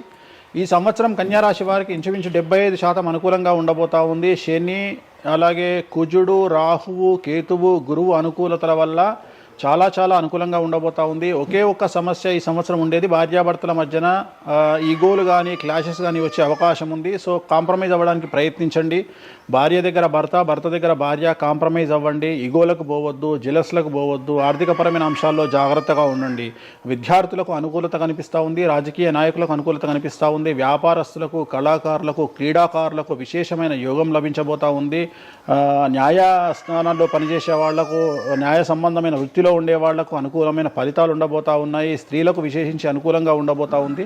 సో ఈ సంవత్సరం కన్యారాశి వారికి పూర్తిగా అనుకూలమైనటువంటి ఫలితాలు కనిపిస్తూ ఉన్నాయి. వీరు చేయాల్సినటువంటి రెమెడీ, సోమవారం నాడు రుద్రాభిషేకాన్ని శివాలయంలో నిర్వహించండి, సమస్యల నుండి గట్టెక్కుతారు. సో నెక్స్ట్ తులారాశి. తులారాశి వారికి 6వ స్థానంలో శని కనిపిస్తూ ఉన్నాడు. కాకపోతే గురువు విపరీత రాజయోగాన్ని ఇవ్వబోతా ఉన్నాడు. వీళ్ళకి గురు బలము మరియు దైవ బలం అనుకూలంగా ఉండడం వల్ల మీ జీవితాన్ని కొత్తగా ప్రొజెక్ట్ చేసుకునేటువంటి అవకాశం మీకు దేవుడు కల్పిస్తూ ఉన్నాడు. ముందుకు వెళ్ళే ప్రయత్నం చేయండి. చాలా కొత్తగా మిమ్మల్ని మీరు ఆవిష్కరించుకునే ప్రయత్నం చేయండి. మిమ్మల్ని మీరు కొత్తగా సమాజానికి చూపించుకోండి. దానివల్ల మీ ఆలోచనలు మార్చుకోండి. చాలా గొప్పగా థింక్ చేయండి, గొప్పగా కలలు కనండి, వాటిని సాకారం చేసుకోండి. గురువు అనుకూలంగా ఉన్నాడు. కాకపోతే కుటుంబంలో పెను సంచలనం జరిగే అవకాశం కనిపిస్తూ ఉంది. 6వ స్థానము భాగ్యానికి మరియు శత్రుత్వానికి కారకుడు కాబట్టి శని వల్ల సంచలనం జరిగే అవకాశం ఉంది. విద్యార్థులు, ఉద్యోగస్తులు, వ్యాపారస్తులు, కళాకారులు, క్రీడాకారులు, రైతులు, అలాగే రాజకీయ నాయకులు ఎవరైనా సరే వాళ్ళ జీవితంలో ఏదో ఒక పెను సంచలనం జరిగే అవకాశం కనిపిస్తూ ఉంది. నలుపు రంగు దుస్తులకు దూరంగా ఉండండి. తీరు నల్లార్ శనీశ్వర ఆలయంలో ప్రత్యేకమైన శని పూజ నిర్వహించడం ద్వారా సమస్యల నుండి బయటపడతారు. నెక్స్ట్ వృశ్చిక రాశి. వృశ్చిక రాశి వారికి అర్ధాష్టమ శని వెళ్ళిపోయింది. శని, గురువులు అనుకూలంగా ఉన్నారు, రాహు కేతువులు అనుకూలంగా ఉన్నారు. కళాకారులు, క్రీడాకారులు, ఉద్యోగస్తులు, విద్యార్థులు, వ్యాపారస్తులు, రైతులు, రాజకీయ నాయకులు, స్త్రీలు, అన్ని రంగాల వారికి పూర్తిగా 100కి 100% అనుకూలంగా ఉన్నటువంటి రాశి వృశ్చిక రాశి. పూర్తి స్థాయిలో విశాఖ 4, అనురాధ 1, 2, 3, 4, జ్యేష్ఠ 1, 2, 3, 4, 9 పాదాల వారికి విశేషించి రాజయోగంగా భావించాల్సి ఉంటుంది. మే వరకు విపరీత రాజయోగం కనిపిస్తూ ఉంది. మే తదుపరి కూడా అనుకూలమైన ఫలితాలను పొందుతారు కాబట్టి వీరికి ఎటువంటి రెమెడీసు, ఎటువంటి పూజలు అవసరం లేదు. చాలా గొప్పగా కలలు కనండి. మీకున్నటువంటి కళలను సాకారం చేసుకోండి. మీకు ఎటువంటి రెమెడీస్ కూడా అవసరం లేదు. నెక్స్ట్ ధనుస్సు రాశి. ధనుస్సు రాశి వారికి అర్ధాష్టమ శని నడుస్తూ ఉంది. అర్ధాష్టమ శని అనేటువంటిది డబ్బులను అధికంగా ఇచ్చి ఆ డబ్బుల ద్వారా సమస్యలు తెచ్చేటువంటి ఒక పరిస్థితి. అంటే డబ్బులు లేకపోతేనే సమస్యలు అంటారా? డబ్బులు ఉంటే కూడా సమస్యలు. డబ్బులు ఉన్నప్పుడు వాటిని మనం ఖర్చు చేసే విధానంలో సమస్యలు, వాటిని మనం ఎలా సమాజంలో ఖర్చు పెట్టబోతున్నామనే సమస్యలు ఏర్పడేటువంటి అవకాశం ఉంది. కాబట్టి మీరు ఇన్వెస్ట్మెంట్ చేయడంలో కానీ, అప్పులు ఇవ్వడంలో కానీ, ఎవరికైనా అప్పులు ఇవ్వడంలో కానీ, చిట్టీలు వేయడంలో కానీ, సహాయం చేయబోయేటప్పుడు కానీ జాగ్రత్తలు తీసుకోండి. ఎటువంటి పరిస్థితుల్లోనూ డబ్బులు ఎవరికి ఇవ్వవద్దు. సో ధనుస్సు రాశి వారికి డబ్బు పరంగా సమస్యలు ఏర్పడే అవకాశం ఉంది. రాక డబ్బులు వచ్చినాయి కాబట్టి తీసుకెళ్ళి వేరే వాళ్ళకి ఇచ్చి మోసపోయే అవకాశాలు కనిపిస్తూ ఉన్నాయి. ఈ ఒక్క విషయంలో ధనుసు రాశి వాళ్ళు జాగ్రత్తలు తీసుకుంటే విద్యార్థులకు, ఉద్యోగస్తులకు, కళాకారులకు, క్రీడాకారులకు, రాజకీయ నాయకులకు, స్త్రీలకు, వ్యాపారస్తులకు, రైతులకు, అన్ని రంగాల వారికి ఈ సంవత్సరం అనుకూలంగా ఉంటుంది. ఓన్లీ మీరు చేయాల్సిన రెమెడీ నలుపు రంగు దుస్తులకు దూరంగా ఉండండి. తిరునల్లార్ శనీశ్వర ఆలయంలో ప్రత్యేకమైన శని పూజ నిర్వహించడం ద్వారా సమస్యల నుండి గట్టెక్కుతారు. నెక్స్ట్ మకర రాశి వారికి ఈ సంవత్సరం చాలా అనుకూలంగా ఉంది. ఈ సంవత్సరం అండర్లైన్ చేయాల్సిన విషయం ఏమిటంటే మకర రాశి వారికి భార్యాభర్తల మధ్యన గ్యాప్ ఏర్పడేటువంటి అవకాశం ఉంది. గొడవలు వచ్చే అవకాశం ఉంది. ఈగోస్ వల్ల కానీ వేటి వల్ల అయినా సమస్యలు వచ్చే అవకాశం ఉంది. అది కాకుండా విద్యార్థులకు అనుకూలతలు ఉంటాయి, ఉద్యోగస్తులకు అనుకూలతలు ఉంటాయి, రైతులకు 2 పంటల దిగుబడి రాబడి ఉంటుంది. అలాగే రాజకీయ నాయకులకు సమాజంలో మంచి పేరు ప్రఖ్యాతులతో పాటు పదవులు సిద్ధిస్తాయి. రైతులకు 2 పంటల దిగుబడి రాబడి ఉంటుంది. వ్యాపారస్తులకు రూపాయికి 100 రూపాయల లాభం ఉంటుంది. స్త్రీలకు కోరుకున్నటువంటి ఫలితాలు ఉంటాయి. అన్ని రంగాల వారికి అనుకూలమైన ఫలితాలు మకర రాశి వారికి ఉండబోతా ఉన్నాయి. వీరు సోమవారం నాడు శివాలయంలో రుద్రాభిషేకం నిర్వహించుకున్నట్లయితే సమస్యల నుండి గట్టెక్కుతారు. సో నెక్స్ట్ కుంభరాశి వారికి ఏలినాటి శని చివరి అంకంలో ఉంది. చాలా సమస్యలు కనిపించబోతా ఉన్నాయి. కుటుంబంలో ఎవరిని తీసుకున్నా విద్యార్థులు, ఉద్యోగస్తులు, వ్యాపారస్తులు, కళాకారులు, క్రీడాకారులు, రాజకీయ నాయకులు, స్త్రీలు, ఉద్యోగస్తులు, బ్యూరోక్రాట్లు అందరికీ సమస్యలు ఉన్నాయి. వాహన ప్రమాదాలు, పోలీస్ కేసులు, కోర్టు కేసులు, ఆరోగ్యపరమైన ఇబ్బందులు, మానసికమైన ఇబ్బందులు, స్త్రీలకైతే థైరాయిడ్ సమస్యలు, పీసీఓడి సమస్యలు, గర్భసంచికి సంబంధించిన సమస్యలు, మానసికమైన ఇబ్బందులు బాధించే అవకాశం కనిపిస్తూ ఉంది. జాగ్రత్తగా ఉండండి. నలుపు రంగు దుస్తులకు దూరంగా ఉండండి. శనివార నియమాన్ని పాటించండి. సప్త శనివార వ్రతాన్ని పాటించండి. సప్త శనివార వ్రతం అంటే శనివారం నాడు శ్రీ వెంకటేశ్వర స్వామి వారికి సంబంధించినటువంటి వ్రతము. ఇది పుస్తకం మీకు మార్కెట్లో దొరుకుతుంది. తీసుకొచ్చుకొని 7 వారాల పాటు 7 శనివారాల పాటు చేయండి. సమస్యల నుండి గట్టెక్కుతారు. ఇక చివరిది లాస్ట్ది అనేటువంటిది మీనరాశి వారికి ఈ సంవత్సరం జన్మశని నడుస్తూ ఉంది. జన్మశని చాలా డేంజరస్గా ఉండబోతూ ఉంది. ఏ రంగంలో ఉండే వారికైనా ఈ సంవత్సరం సమస్యలు తప్పవు. ఆర్థికంగా, సామాజికంగా, న్యాయపరంగా, ఆరోగ్యపరంగా, వాహన ప్రమాదాలు అవ్వచ్చు, ఆర్థికపరమైన నష్టాలు అవ్వచ్చు, పోలీస్ కేసులు అవ్వచ్చు, ఇంట్లో తల్లిదండ్రులు ఒకళ్లకు ప్రాణగండాలు అవ్వచ్చు, భార్యాభర్తల మధ్యన గొడవలు అవ్వచ్చు. మరీ ముఖ్యంగా ఈ సంవత్సరం మీనరాశి జాతకులు ఉండేటువంటి ఇళ్లలో మగవాళ్లకు సంపాదన లేకుండా ఖాళీగా ఉండడం వల్ల ఆడవాళ్లు మాత్రమే సంపాదించి, ఆడవాళ్ల ఉద్యోగంతో డబ్బులు సంపాదించి, ఆడవాళ్ల అంటే భార్యల మీదనో, ఆడవాళ్ల కూతుళ్ళ మీదనో, తల్లి మీదనో బ్రతికేటువంటి పరిస్థితి మగవాళ్లకు ఉండే అవకాశం ఉంది. కాబట్టి ఈగోలను చంపుకోండి. సో ఆడవారి మీద బ్రతకడానికి సిద్ధపడండి, కష్టపడండి, మానసికంగా సంసిద్ధులుగా ఉండండి. అంటే అలాంటి ఒక కండిషన్ ఈ సంవత్సరం ఉండబోతా ఉంది. ఈ ఒక్క సంవత్సరాన్ని కనుక మీరు దాటగలిగితే మీ జీవితంలో మంచి మంచి మంచి పొజిషన్లకు వెళ్తారు. సో నలుపు రంగు దుస్తులకు దూరంగా ఉండండి. రాత్రిపూట ప్రయాణాలు చేయకండి. వాహన ప్రమాదాలు జరిగే అవకాశం కనిపిస్తూ ఉంది. జన సమూహం ఉన్నటువంటి ప్రాంతాలకు వెళ్ళకండి. సో జాగ్రత్తలు తీసుకోండి. నలుపు రంగు దుస్తులకు దూరంగా ఉండండి. తిరునల్లార్ శనీశ్వర ఆలయంలో ప్రత్యేకమైన శని పూజ నిర్వహించడం ద్వారా సమస్యల నుండి బయటపడతారు. ఇప్పుడు ఈ రాశి ఫలాల్ని ఈ మధ్యకాలంలో చాలా మంది ఫాలో అవుతున్నారండి. ఇది అక్షరం అంటే పేరులో మొదటి అక్షరాన్ని బట్టి ఫాలో అవ్వాలా, లేదంటే డేట్ ఆఫ్ బర్త్ బట్టి వచ్చే రాశిని ఫాలో అవ్వాలా? ఇది పేరులో దాని సంబంధం లేదు. డేట్ ఆఫ్ బర్త్ ప్రకారం చూసుకోవాలి. రెండోది ఇది గోచారం, గ్రహచారం వేరు, గోచారం వేరు. ఇది జస్ట్ గోచారం ప్రకారం ఎలాగైతే మనము సౌరమానం ప్రకారము మనం చూసుకుంటామో అలా ఇది ఓన్లీ చాంద్రమానం ప్రకారము మీ నక్షత్రం ప్రకారం చూసుకోవాల్సిందే. మళ్ళీ వ్యక్తిగతమైన జాతకం వేరు. అంటే ఒక 3-4 రాశులు మినహాయించి అన్ని రాశుల వారికి కొంచెం ఇబ్బందికర పరిస్థితులే ఉన్నాయి. దానికి మీరు చెప్పిన రెమెడీస్ చేసుకుంటే సరిపోతుంది. ధన్యవాదాలండి, చాలా చక్కగా వివరించారు. ఓం నమో వెంకటేశాయ.